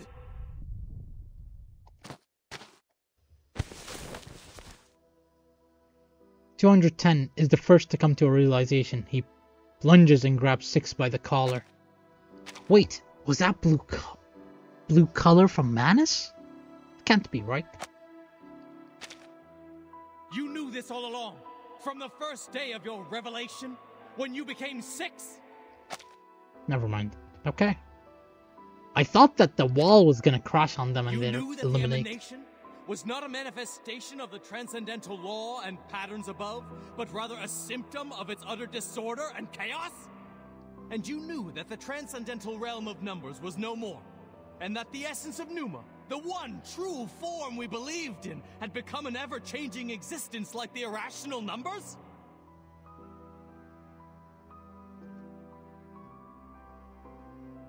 Earthquake is something else, I see. Rage threatens to consume him. The rhetorical glares at the leader, who has the audacity to confirm that their faith is shattered. He almost breaks into a bitter laugh. 4 years. You kept this to yourself for 4 years. Why? Was it for a false sense of peace? To keep the island stable? Did you deceive us to prevent the realization that our research would be in vain? Six does not answer the added inquiries, for they are not within his duty. It's time to halt the bickering. Get everyone out of here now. The custodian steps in and separates them with a stern look. She then turns and begins to lead the panicked crowd to safety. Amidst the chaos, the leader lowers his eyes and reads the verses prepared for the ceremony. Pray to the gods for what you are about to do, and pray that all goes well. Once familiar with this practice, you will understand the constitution of both eternal gods and mortal men. Huh? What happened? Did they not carry out the cleansing ceremony? You will know the extent of all things, the boundaries of their entirety, and what connects them together. Whoa! What's going on? An earthquake? No, this is the large-scale ritual on this island is undoing itself? You will see, as you should, that the nature of the universe flows in all things alike. Why? Why is our circle gone?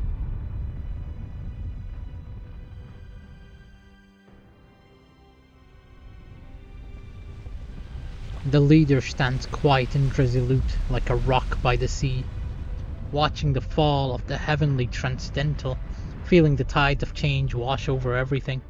Thus, you will not hope for what is beyond your reach, and you will not be deceived. He rolls up the scroll and ends his reading. Pray, my friends. Pray for yourselves, and pray for everyone. Pray for all the suffering and misery around you. Reach into the unseeable darkness and pray to the unknowable Supreme. Speak your hopes, for you are a finite creature yearning to transcend its own existence. The determination that once helped us overcome our insignificance and touch the light of Numa should guide us once more.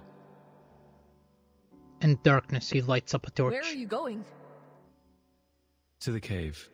The trial is not over. The final cleansing is yet to come. There are still duties to fulfill. He trudges forward. With his back to the fearful crowd, he sets off again, onto the lonely road into the long night.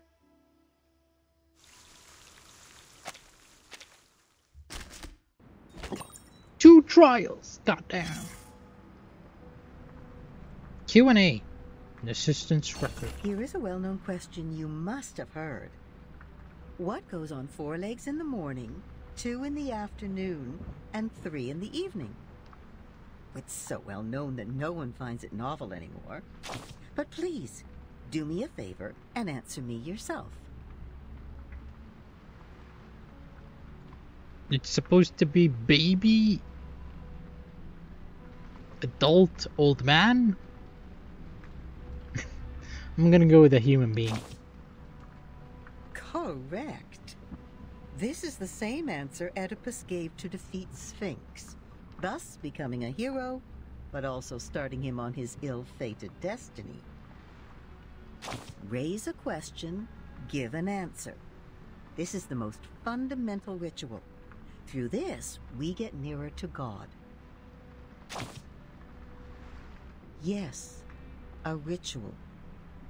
Whether it is by pouring out wine, slaughtering a calf, or circling round a fire with a baby in your arms.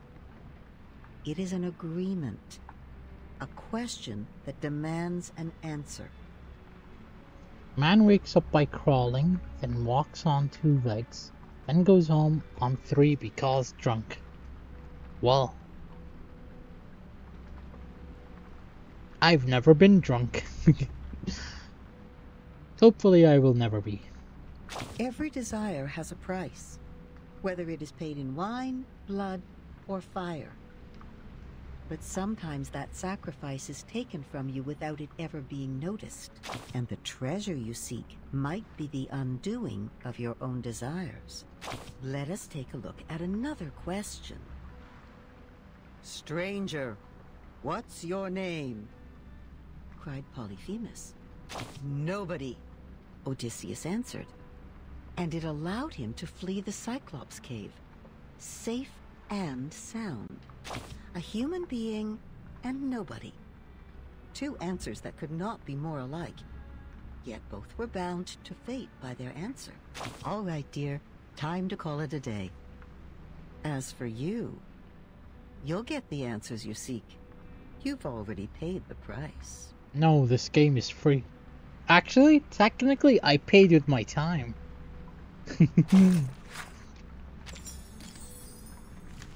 Nerd emoji moment. Assistant's record. Clear handwritten notes. The neat and forceful writing style reveals the writer's strong character. Walking on the beach with Marta. She's almost done with her tour of the island, collecting material for her travelogue.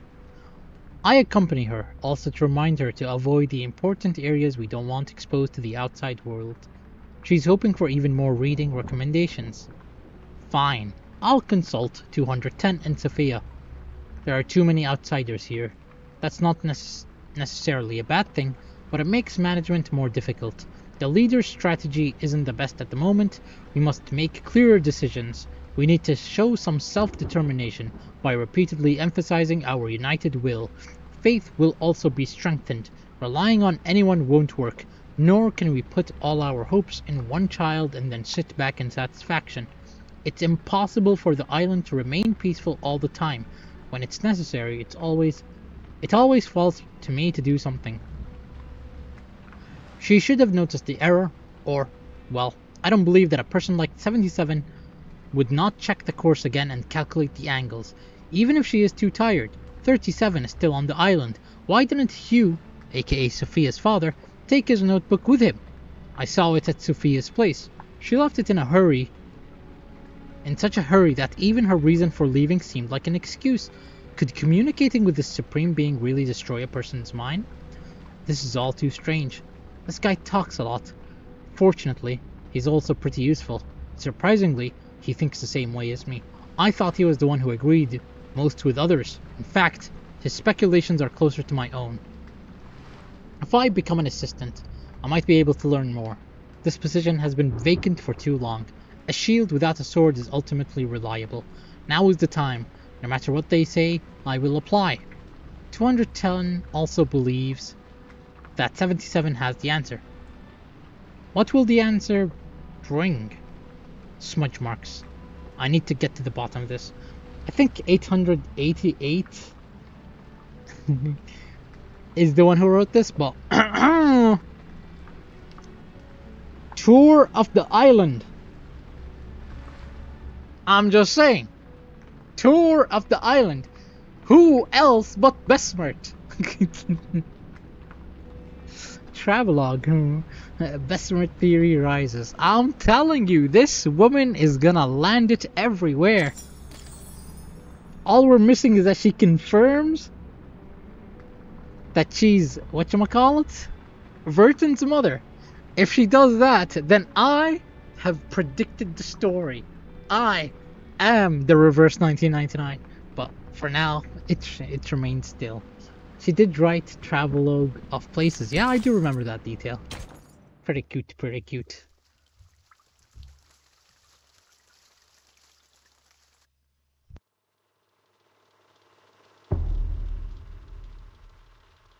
One, abstain from beans. Two, do not pick what has fallen.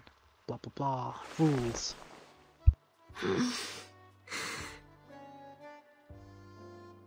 Nay. Not this theme. Where am I?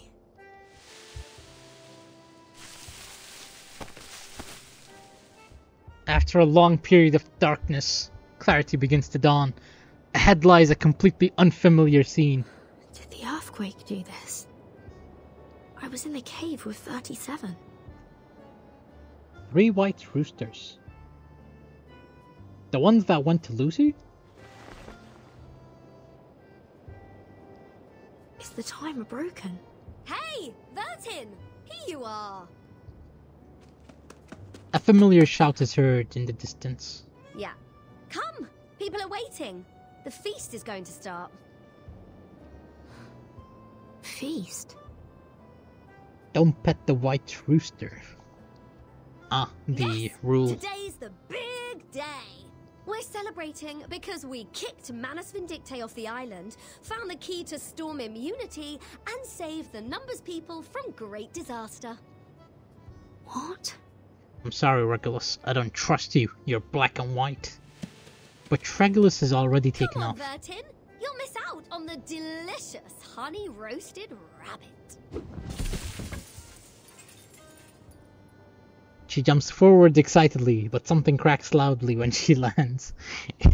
Would be funny if some guy's game glitches and it doesn't show a cutscene after this, and he genuinely believes this is the ending of the game. Wait, Regulus, you just kicked over something. What?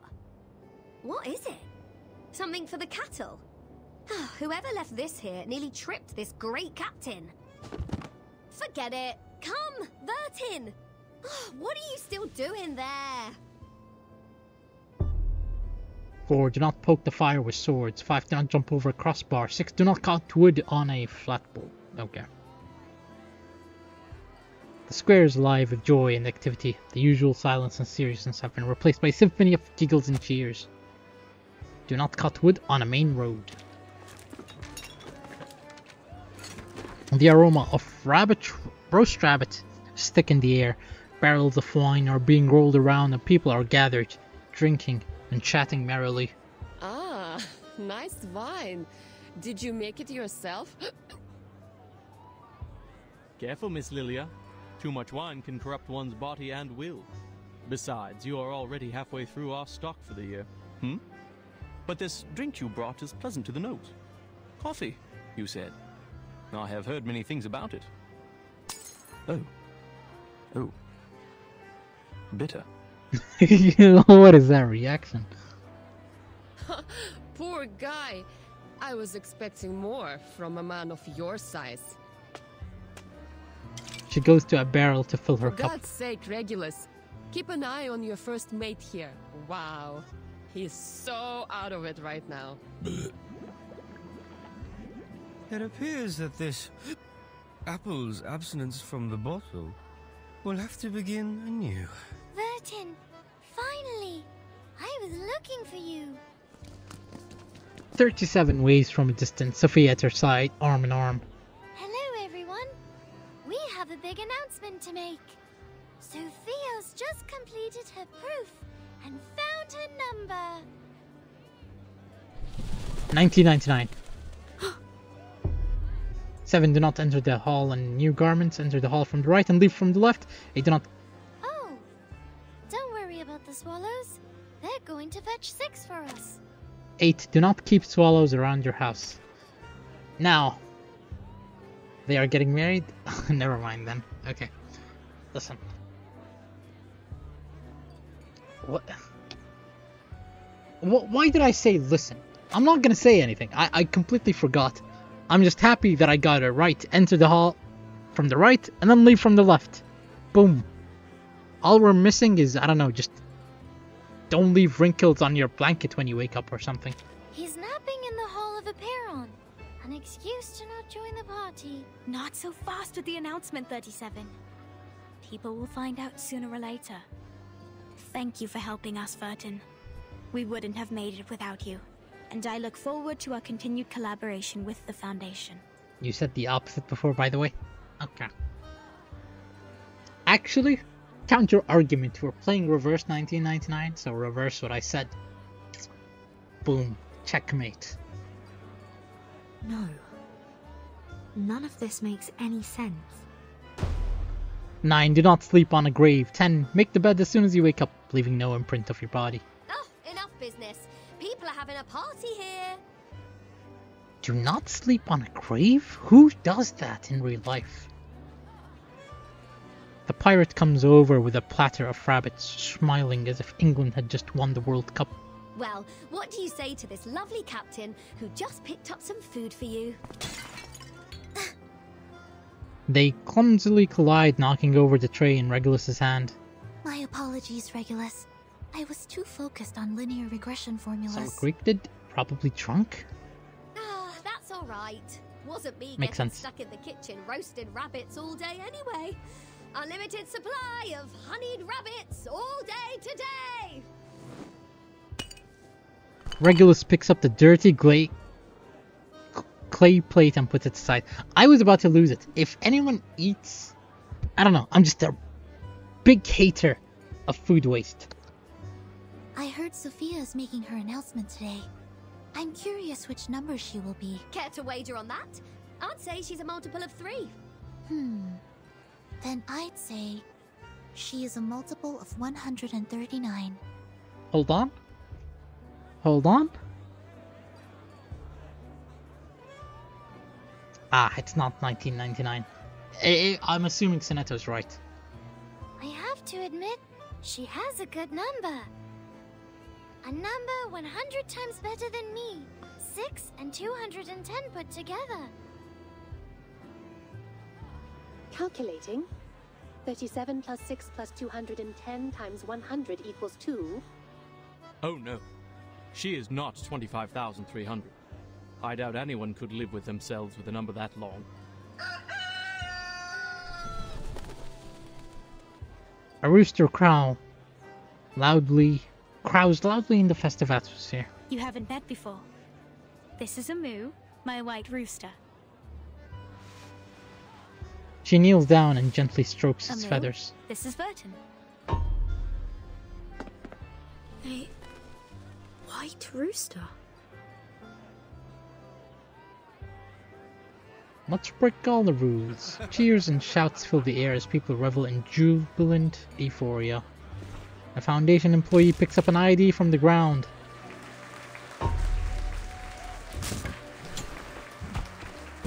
They're gonna eat beans!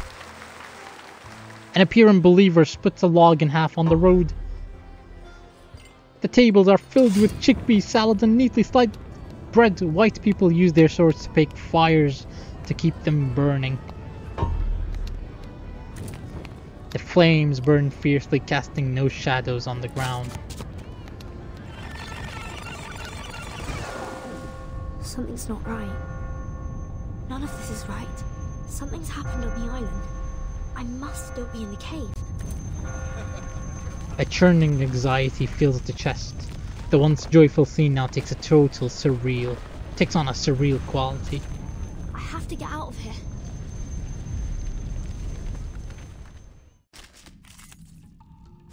Bonk.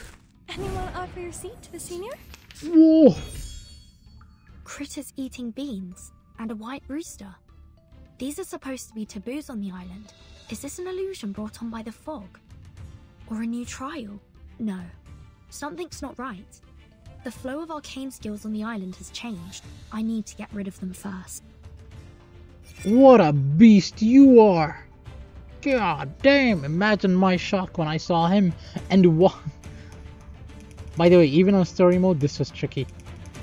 Yeah, I can imagine, man. I mean, we have Yenisei here, so this must be a broken boss battle. And our eternity has been revulsion for some reason. Okay. I hear something. Let's burst the boss down then. Handle it gently. They equalize HP and you have to alternate mental attack and reality attack. It's called common sense. Huh? My child, here's something. Fortunately, I'm cheating the game. I am a fraud. I am not Forever Life. I am Never Life. Hold on, how many minutes has it been in the stream? Hold on, I need to check.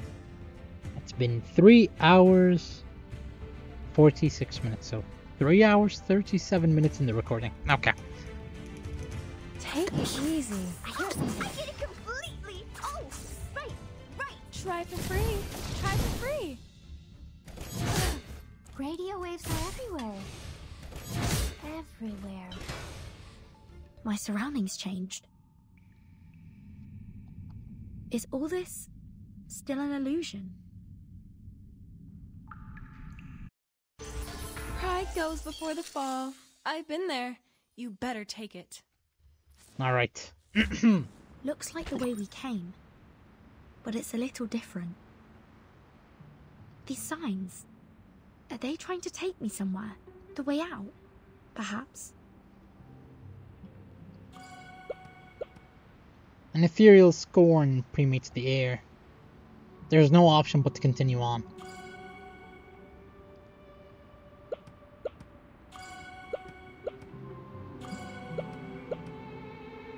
What the hell? Where are you going? I made some coffee for those clever eggheads.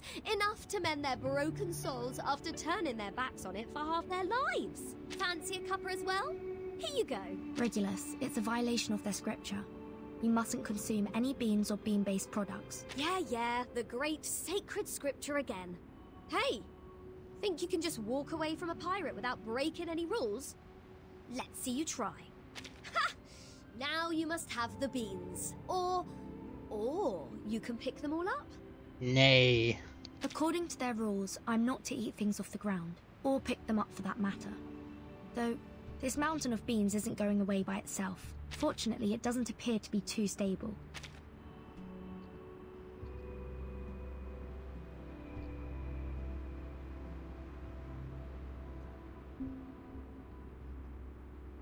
Okay.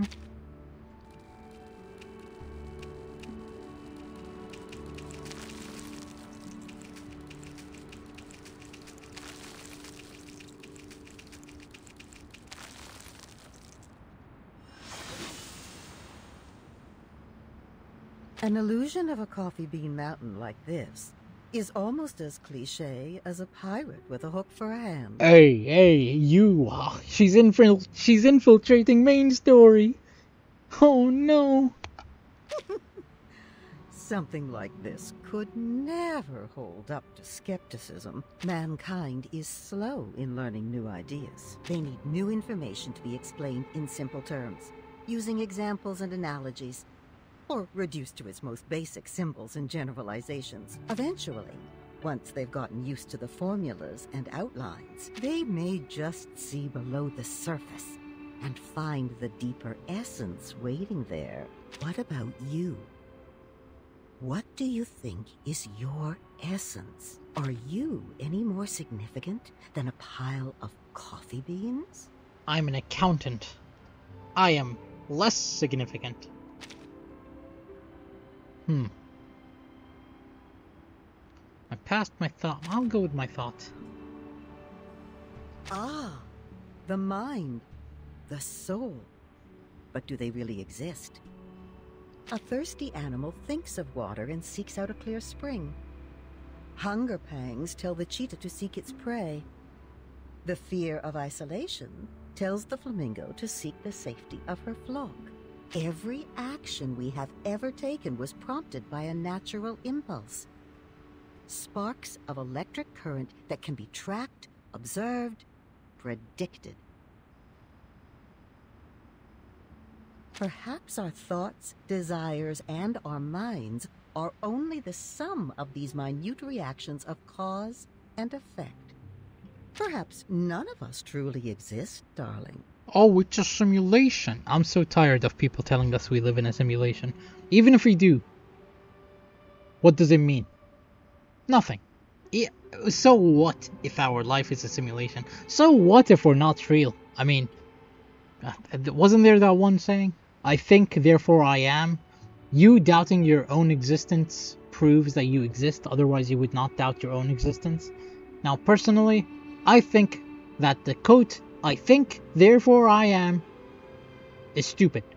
It's the very first philosophical quote, and I do not think it needs to be studied. Oh, I think, therefore I am. Oh, I doubt my own existence, therefore I exist. No, bro. Literally every action you have done up to this point has proven you exist. Before your doubt, you were living on normally. So, you think, therefore you are? No. It's way earlier than that, I'm afraid. Words on the wall are aiming to confuse you. I'm not even looking at them. Ignore them and follow these notes.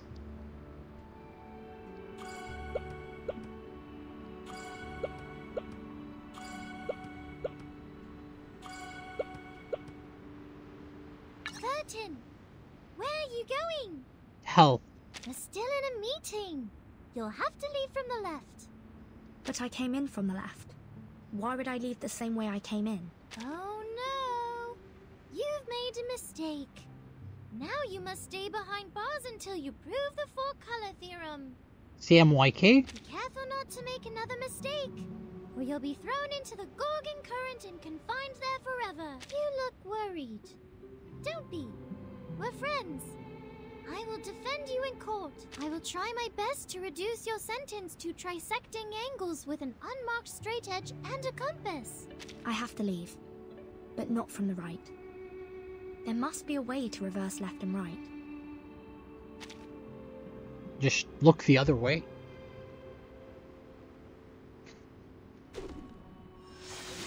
You just look the other way. So then left or right can be reversed as easily as changing your frame of reference. How can we hold people responsible for their actions when we use such malleable definitions? We lead our lives according to these strict rules. Rules that are always changing definitions. It's too much for this old brain of mine. Why not simplify our definitions? To learn about the world like we were kids once more. Let's begin with math. Could it be as mutable as left and right? Could there be a hidden integer between 3 and 4? Is 1 always 1? Or is it just our frame of reference?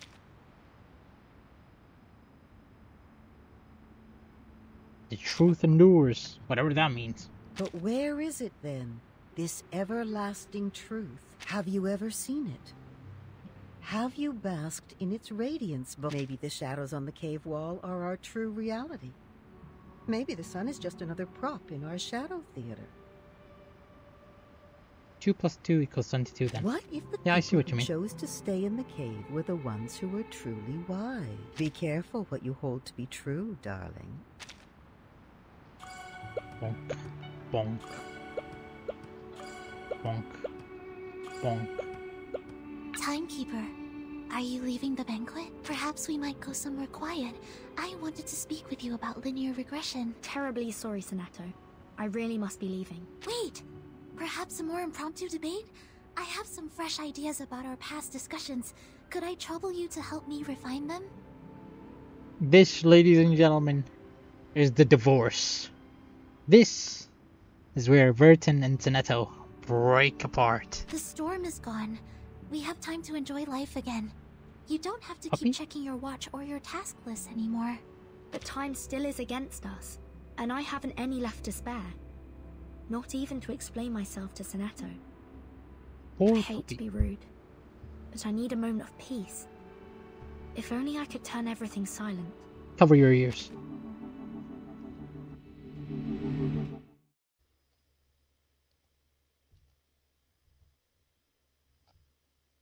Soneto is always referred to as a pup, really? Is it because of her, you know, when she's the 4th unit, she's a dog or something? Or is it a dog? I need to double check. I said, if you are going to stick to your plan, then you must value your time wisely. Don't get caught up in idle conversation. Then stop speaking, you! Be firm in your determination, but careful not to go too far. Yes, and she's a dog of foundation, and a puppy that follows Vertin around. I really hope she shows more character development. If there's anything that showed me hope in Chapter 4, she didn't seem too reluctant to question the Foundation, or at least doubt them. Otherwise, your silence may be taken as a slight. And should they retaliate, what then? That's no peace, but a silent war. And peace will not return until one side concedes, even if they are blameless. Doesn't that seem unfair?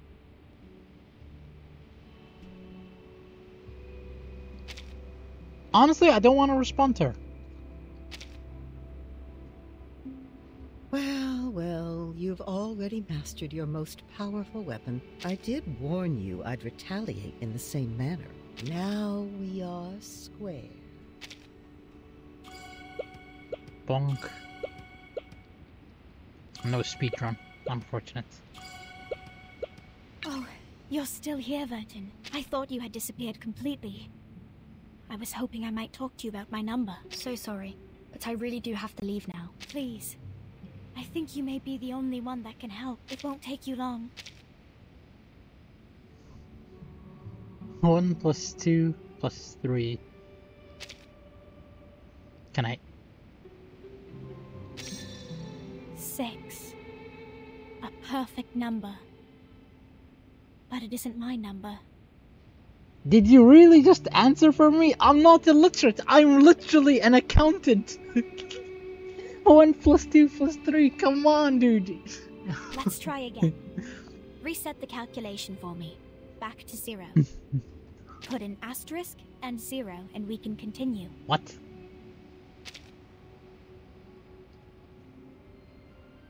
I can't type it. I can't put an asterisk, bro.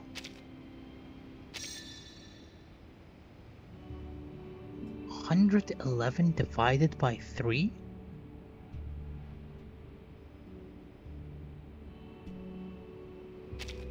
$35, 36. Ah.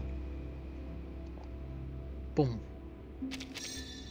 No, that can't be my number either. It's far too brilliant for me. Please reset the calculation back to 0. Oh, for God's sake. Boom.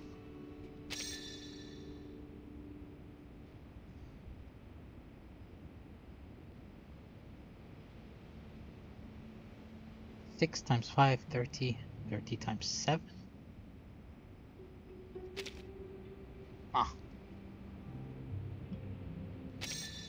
210. I know 37 isn't a fan. Still, I would be honored to have an integer like that as my number. Yeah, okay, I see what they're doing. They're just, 6, then 37, then Let's 210. try it one more time. 0, and then I'm not even gonna look. It's gonna be 888. Ah. Okay. Here I thought I was gonna be smart.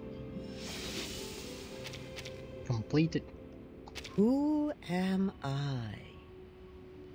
An old question. It can't be as simple as your name. A name, after all, is only worth what meaning we give it. Bewildered by their own existence, man turns to the ultimate truth for answer. But soon enough, they come to see the truth is also beyond their ability to comprehend. That is when the fear catches up with them. So they put aside their search for truth and look for something more straightforward. A simple answer. Enough to satisfy a frightened child. Caught between a comforting lie and something more frightening than the truth. That might be no truth at all. And if that is so, how can we know who we are really? I am who I am. Very good.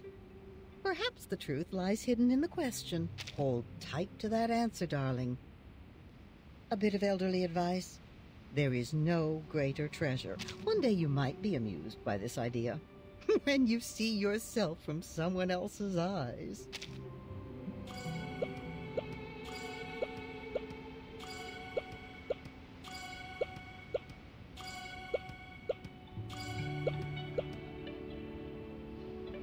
The trial is nearing its end. The world under the light lies ahead. I guess this is the trailer of Vertin walking the stairs and finally walking out. And just sees everything has stopped moving.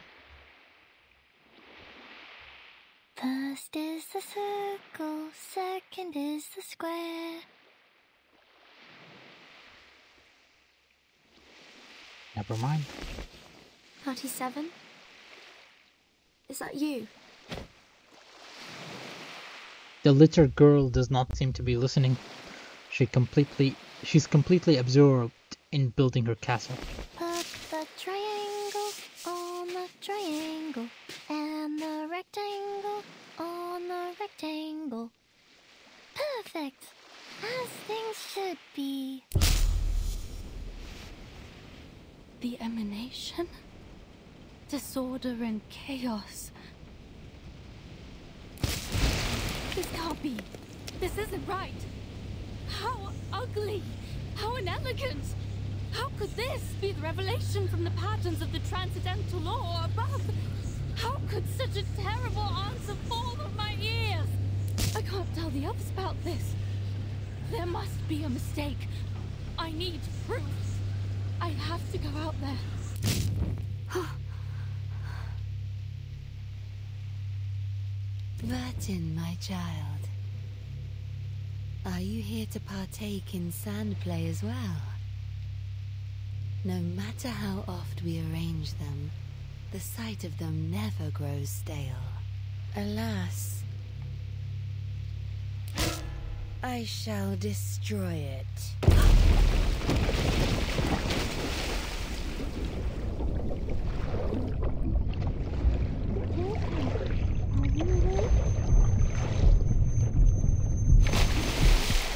Consciousness is snapped back to reality.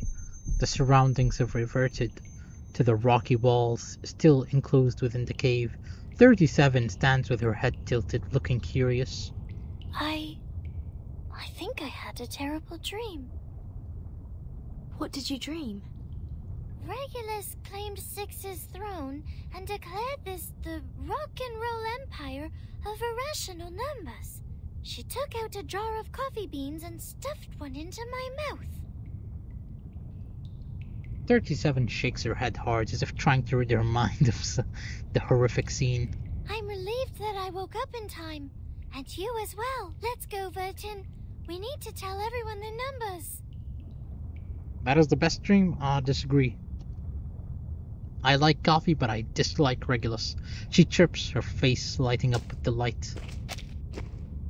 Finally free from the long nightmare. A beam of daylight appears before them. The lengthy trail has finally come to an end. Do you hear that? So many people out there. Must be Sophia here to pick me up. I told her she can wait for me outside. Sophia! The girl runs happily towards the light, like a young swallow swooping out of sight. Got to catch up. Got to leave this place at once. Must share the findings here with the others. Finally, the light of day comes into view.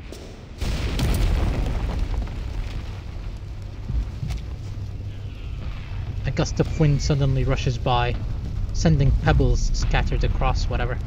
The all too familiar stench of sulfur. It is unmistakably the smoke of war. What?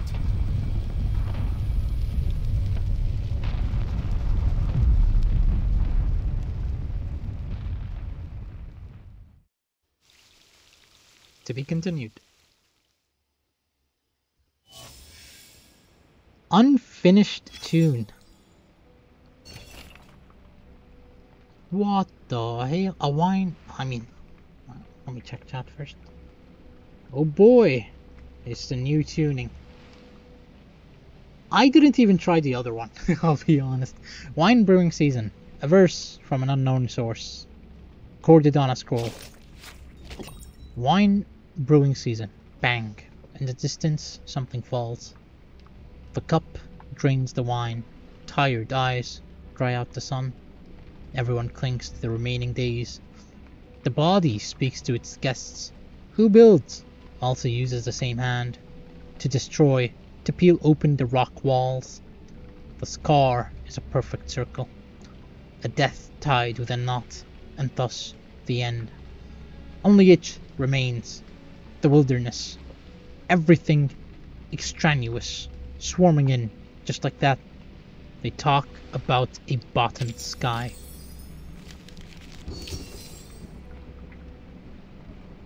Oh man. New tuning is less RNG. Other one is crap. I'm gonna be honest with you, Chief. My voice is dying. My voice is dying slowly. I can feel the back of my neck growing hoarse. We have been streaming for 4 hours. Man. Impressive. Very impressive. I don't have much. When you get to 15 plus, it's best to do it in one go. We can do it again tomorrow. I'll see with my schedule, and I will let you know. For now, I guess for the sake of the video, thank you for watching, and I'll see you on the next one. Probably won't have closing thoughts, since I'll be resuming soon.